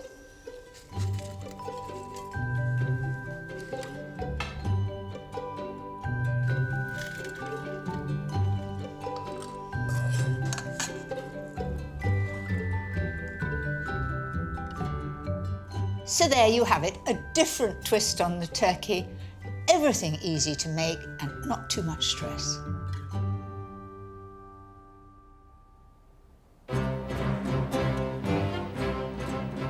We all have our very own special Christmas Day traditions. I've come to Henry VIII's Hampton Court to see if my Christmas lunch bears any resemblance to what they would have cooked almost 500 years ago. Food historian Mark Meltonville is already busy in King Henry VIII's great kitchen. Now, how would Christmas have differed to ours? They go to church on Christmas Day and that's sort of Christmas over, but they have 12 days of feasting. So what sort of dishes would they have? So the whole point of coming here at Christmas is to have fresh meat when everybody else doesn't get any. And so every day of that 12 days, there's roast beef on the table, roast mutton. So what about our favourite turkey? Well, oddly enough, the turkey has just come over to Britain in Tudor times. They come over from America. It's the only thing they bring over quickly. But it's not associated with Christmas for a long, long time. In fact, our Christmas turkey has only been popular since the 1950s. In Tudor times, it would have been more common for the court to be served spit roast goose with an exotic spice sauce. By putting these 3 peppers in a sauce in a palace in England, you're saying, my people travel the world. The sauce is made from a rich stock and thickened with croutons cooked in bacon fat. The blend of 3 peppers from as far away as India and Java and a drop of vinegar provide the flavour.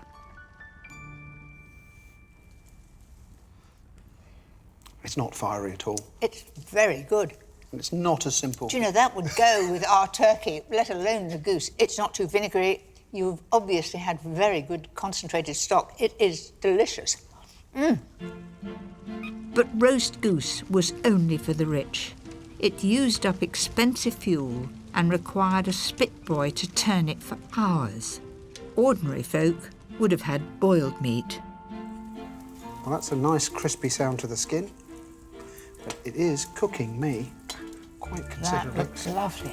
Right. I'm now roasted for Christmas too.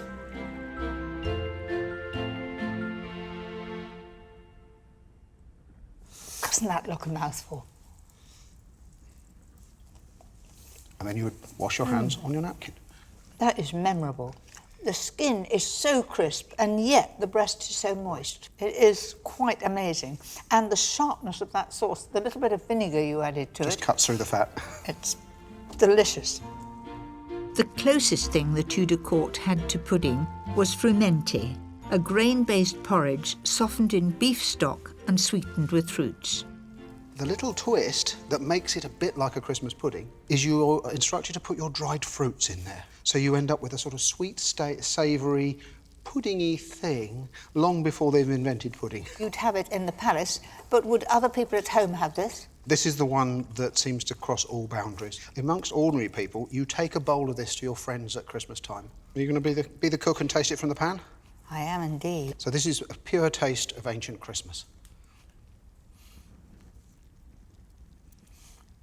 I love the grain. I would think it was very much a barley risotto with fruit. And I like it. It's different. Good. And I think it would go very well with turkey, with goose, but I wouldn't be having it as pud. No, I'd treat it as a sauce.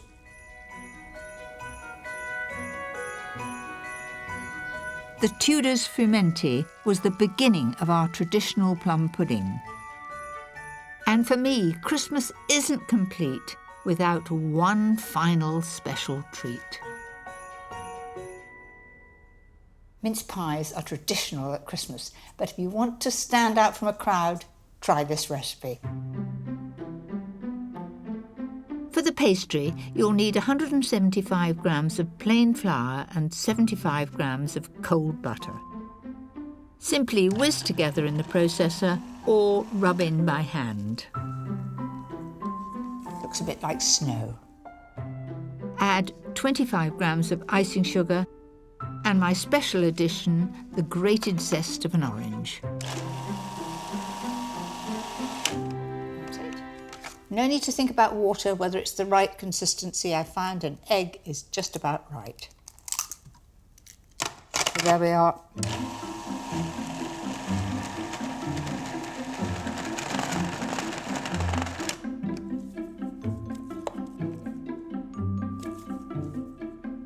There really is no need to be scared of making pastry.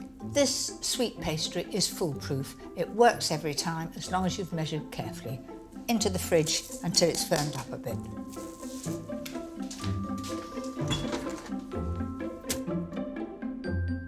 After 10 minutes, the sweet orange pastry is firm and ready to roll.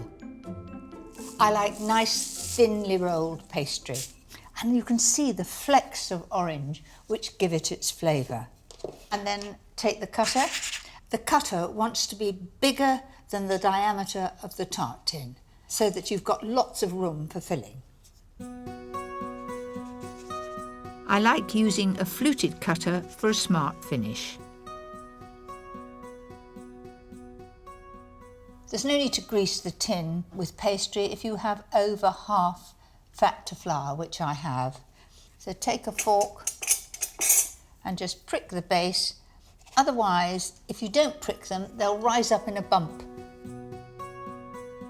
For a no-fuss filling, use bought mincemeat, and to make it more special, add 100 grams of chopped dried apricots.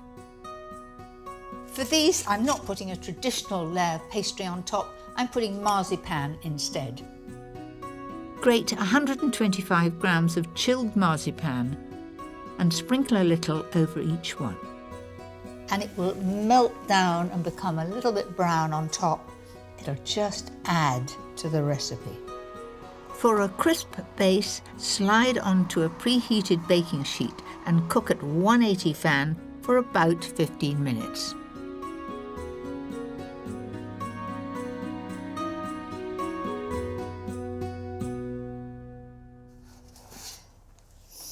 Oh, that's a bit of all right. They just look different and most tempting.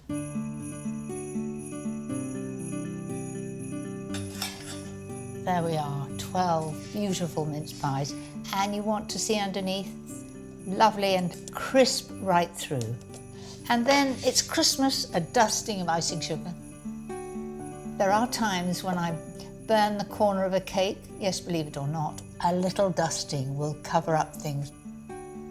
Just needs a bunch of holly and it's Christmas.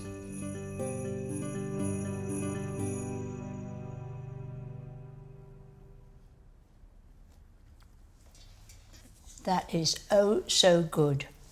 A thin layer of pastry underneath, masses of mincemeat, sprinkling of grated marzipan, and a dusting of icing sugar. Sheer perfection. And there you have it. There we are. You've got the carving knife. A wonderful Christmas feast without the stress. You're going to have it. Where do Santa's little helpers go to relax? Oh. Lapland. No. To a stable. No. Where do they go? The elf spa. Oh, I like it. Elf spa. Elf spa. What do you like best? The turkey. The turkey. All that remains for me to say is have a very happy Christmas.